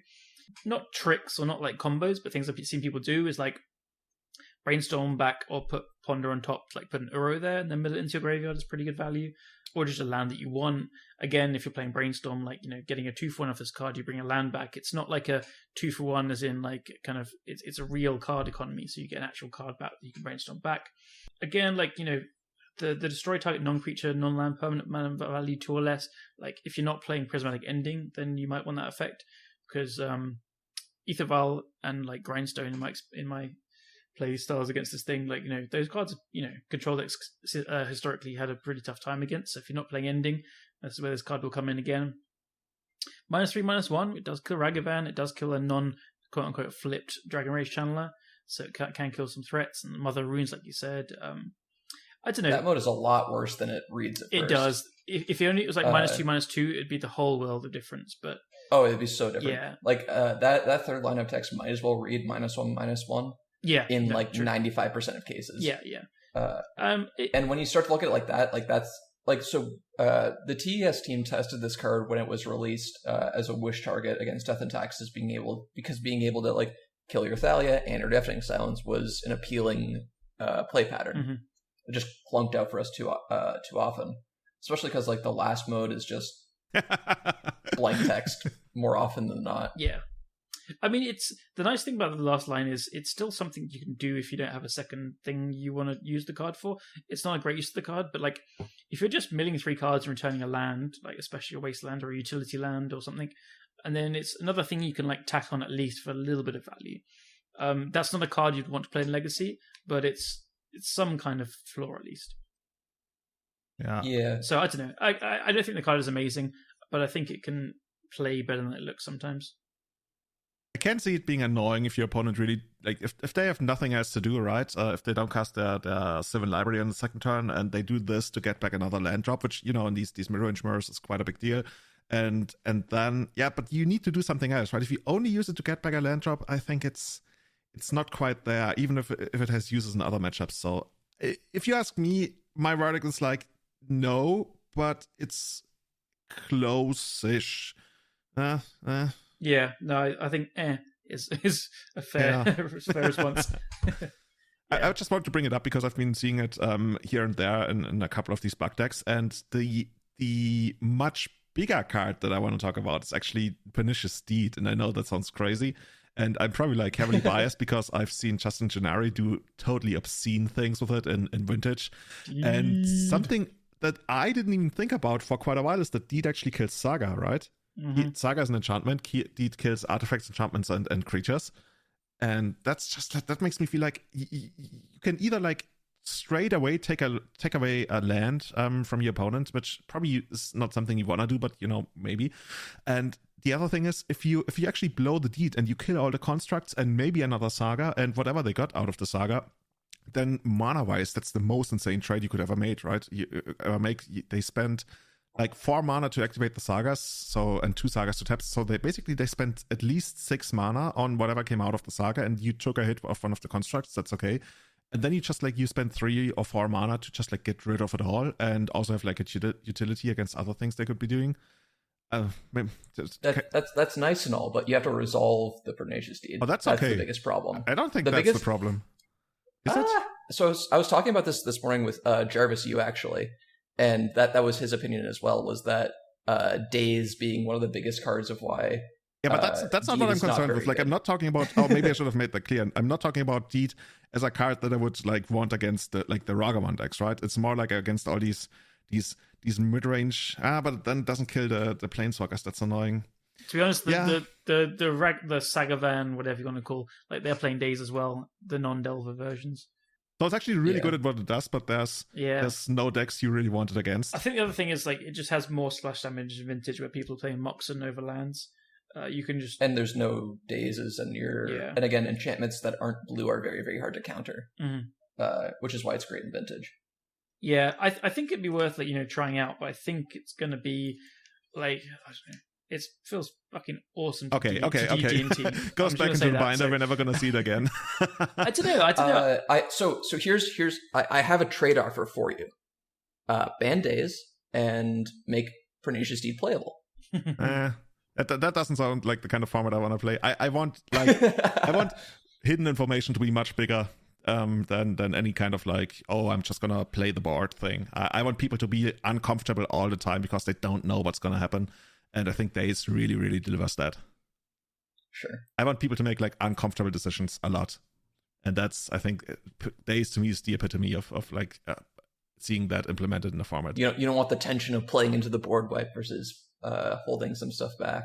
Speaking of that, I'm just here while you guys have the discussion. I'm just like dreaming of deeding huge D&T boards. Like, it's just like sounds wonderful. Just drooling. Like, I know that there are a lot of Ant players that played a Deed or two somewhere in their 75s for multiple years. Were they called Martin or Slosh the Dark by any chance? Maybe. Yeah. I've seen that crazy motherfucker play Plague Boy lands. Yeah. Yeah, I think he actually, like, right before it was banned, he actually wanted to start playing Deathwatch Shaman in an A&T. Yeah, I think I was on board with that. Like, I remember talking to him about it. And it's like, it seems good. Like, it does everything you want. It's a win con, mixed mana, disruption. Awesome. So, speaking of that deck, Arndt, I've seen Kai Savatari and Cyrus Carmangil. Like, Cyrus came back from the dead kind of recently, right? I think he also got a top 8 in the Eternal Weekend. And both of those guys have been playing Ad Nauseam Tendrils a lot lately. And I kind of want it to be a thing because I want it to be good against all these blue soup decks. I just like have this deep hatred for those decks in case you never picked up on that. So Kai and Cyrus are extremely good players. They are wonderful. They can make content about the deck. I don't know about Kai. He seems pretty bad, actually. Yeah, I don't know. I mean, I don't think that the sorceries in Ant like have enough black mana symbols for him sometimes. But they're wonderful players. Ant still has all of the structural fundamental problems it has. Endurance, Force of Negation, Ragavan. Ragavan stealing your discard spells is just atrocious. There are lots of reasons why Ant has a tough time in these more developed metagames and challenges, but maybe in leagues it's fine. I think that if you want to beat the blue soup decks, you play the deck that has 4 Veil of Summers in it and has 4 Galvanic Relays in it. Do you think, you might have been asked this a few times, but do you think Ant has suffered from not having people working on it as much? Like, so yourself and Brian and some others have been like at the forefront of pushing TES like throughout all these years.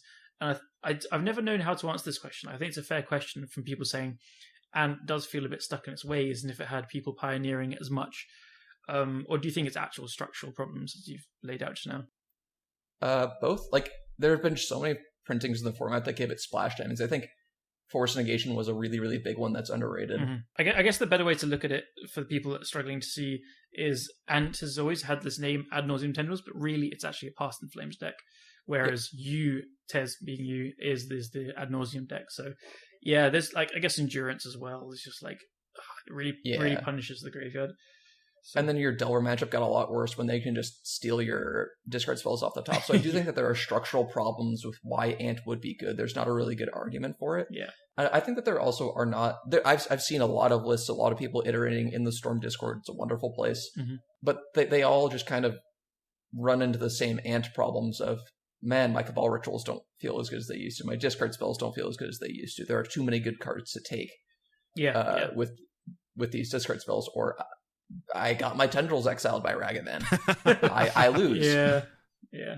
I guess one of the biggest draws for Ant used to be that you could really just like grind it out against these control decks. Like you would just eventually just do the thing where you went past them, like you cast Past in Flames twice in a single turn. They just couldn't handle it, and that's not really a thing with endurance and everything. Yeah, Force Negation, and if you want to grind people, play TES. You take these 6-7 turn wins against control decks where you're grinding them out because you just drew so many more cards than them. Can you guys do like put in even more work to spread the word of that? Because if that's actually true, then there's a real hole in the metagame that people should abuse really, really hard. The problem with TES is that it loses to random nonsense more often than it should, and Doomsday is really, really good at beating the random nonsense. It's almost like Doomsday and TES have inverse matchup profiles. Oh, that doesn't sound very good for TES then. So you'll lose to like other fast combo decks. You'll still beat the Death and Taxes, and you'll beat all the fair blue decks. You'll beat stuff like Green White Depths.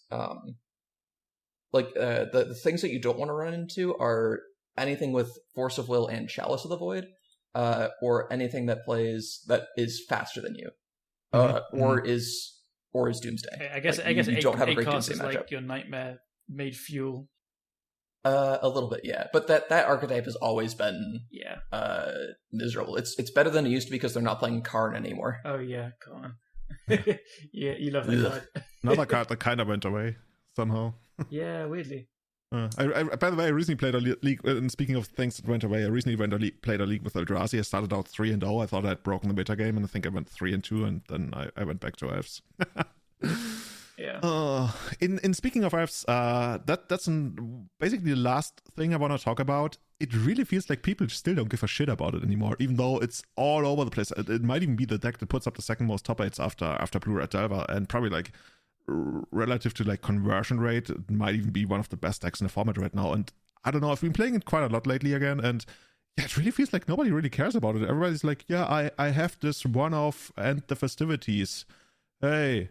Yeah, I thought we haven't seen as much like kickback basically. So I think Elves is an amazing deck, and it can definitely fight through some hate and stuff. Yeah, I know like you can beat Plague Engineers in the festivities and stuff like this, but usually when a deck like performs very well, you'll see the kickback in like 2 to 3 weeks online, and that happens. And we haven't seen it though. It's weird. I guess part of it is we've seen the Greens and Zenith control deck like start to do more well. Good English there, better. Because Leovold is good at shutting down a lot of their engines, then Plague Engineer can mop stuff up as well. But you're right, I don't know.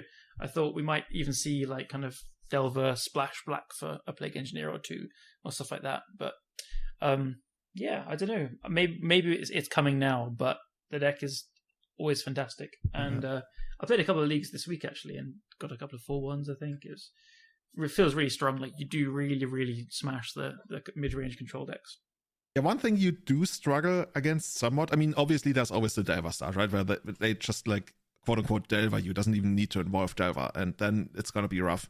But the other games that you lose, if it's not for mana troubles, which is by the way the number one thing where you lose with Elves, I feel, is when you get to the mid game, you trade off a bunch of stuff early on, and then eventually they get the big dragon down, and you do have the Assassin's Trophy for it, but they have the Force of Will. That's basically the kind of game plan you talked about earlier, right? When you talked about goblins having Pyroblast, and you feel like, oh yeah, I can win, and then you can't. And it's one of those things that still comes up. So I think if I was playing Delver against elves, I would still feel somewhat awkward, especially because of Allosaurus Shepherd being one of the stupidest cards ever printed.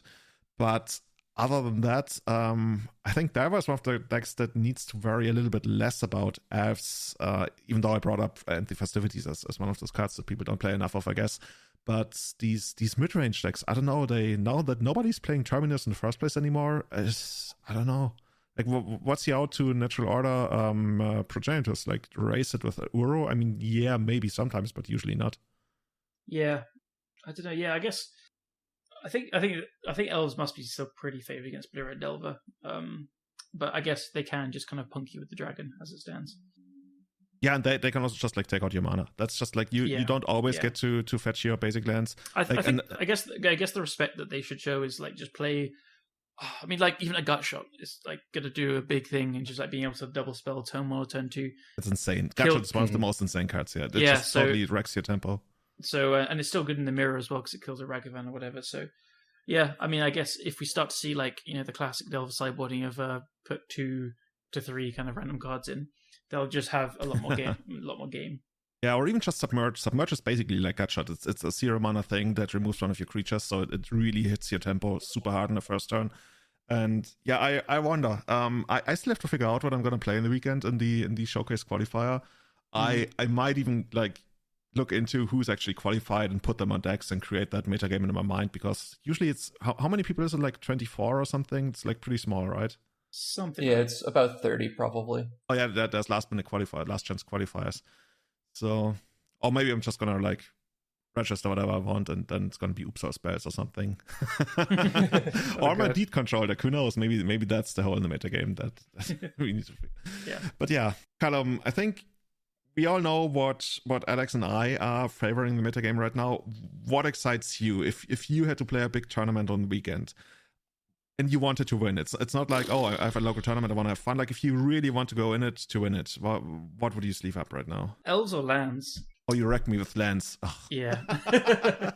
Lands, it's weird. I played it in the challenge and I got like a trophy and did okay earlier in the week. And it is really good against Blue Red Delver. And if I'm expecting tons of Blue Red Delver, so if I was playing a showcase challenge, I think I'd play lands. Or if I was playing the showcase qualifier as you are, I like lands. It really does beat it. But then I had a hilarious challenge I just have to be anecdotal about. So I was like, okay, I've got the Sunday off. This is my first challenge I've played in 2 months. And round 1 was against Blue Red Delver. I got to beat them fine. The rest of my matchups were 3 Doomsdays, Marcus on High Tide, Curse Stompy, and some other combo deck. I've forgotten already it now. I stole 1 or 2 of them, but like, God, it's just like, where's all this stupid Ragavan I wanted? So anyway, it still loses to combo as it kind of does and should anyway. But yeah, either that or Elves. Elves is amazing. Still feeling like I'm a bit of an imposter. I need to play it a bit more, but hey, there we go. That's how you always feel like when you pick up a deck, and even after a while when you've done really well. When there's like other people who've played it even more, then you always feel like, no, I'm not there yet. I'm not a player of this deck, right? That's how it feels like. But that's bullshit. Yeah. No, I've played it enough. Yeah. I'll probably flip a coin between those two. There you go. Cool. So actually, how do we get out of this? I don't have a proper segue. Just say let's wrap it up there. Yeah. Cool. So we're gonna wrap it up here. If you guys are gonna play any big tournaments on the weekend, if you guys want to play the showcase qualifier, definitely message me to let me know what you're gonna play. No, but seriously, tweet at us at EternalMTG. Let us know what you want to play in Legacy right now, other than Blue Red Driver. But yeah, that's gonna be it from us today. Alex, thanks a lot for coming on. Thanks a lot for actually you not only got me interested in vintage, you also got me interested in modern. I guess the two of you. Thanks for having me on. Yeah. I appreciate it. So maybe we're gonna have a dedicated episode about that in the future. Alex, where can people find you? Do you stream? I think you do a lot of work for the epicstorm.com, right? Yeah, you can find my writing there once a month. I tweet more than I should at Vivarus _ sometimes I stream. There's a link in the Twitter, but I haven't streamed in over a year, so it's hard. Okay. And Callum, people, I think you are temporarily at. Oh yeah, I'm gonna remember now. It's at Callum Smith MTG. Oh, that's pretty easy. I think you should stay with that. Callum is such a unique name. Mm-hmm. We will see. But actually, maybe we're going to ask our Patreon people. Oh, God. Maybe we're going to make an entire channel where people can actually discuss your future nickname. Let the Discord choose my nickname. Dear God. If anyone's made it through these couple of hours, then you deserve to at least have some say. Oh, God. They're going to come up with something horrific. I know it. I know Tom is going to have some crazy ideas. Tom, please be nice. So if you want to join our Discord, hit us up on patreon.com/everydaychannel, or I guess something that would also be really, really appreciated is if you left a review on Apple Podcasts to let not only like us shine, but also let more people know about this podcast. So we can broadcast even wider, deeper into the world. I think we've got pretty much every continent covered from what I can see on stats. But yeah, that's amazing. Thank you so much for your support. Thank you so much, especially to our Eternal Witness tier supporters, Tommy Hinks, Testakida, Sebastian Hollager, Guillaume, Jake, and Severin Schwarzhuber, and our top tier Grizzlebrand supporters, Victor Bernatz, Bachibat, Scott Monroe, Jeremy Gates, Henrik Korkutz, Tom Hepp, Bill Schlichting, Joel Grenhead, and Paragon Games in St. Louis. Thank you so much. And see you again next time for, I guess we're going to do some kind of like end of year wrap up episode, unless something crazy happens. So sounds good to me. And we're going to announce your new nickname, maybe. Bye-bye, everyone. See you. Bye, everyone.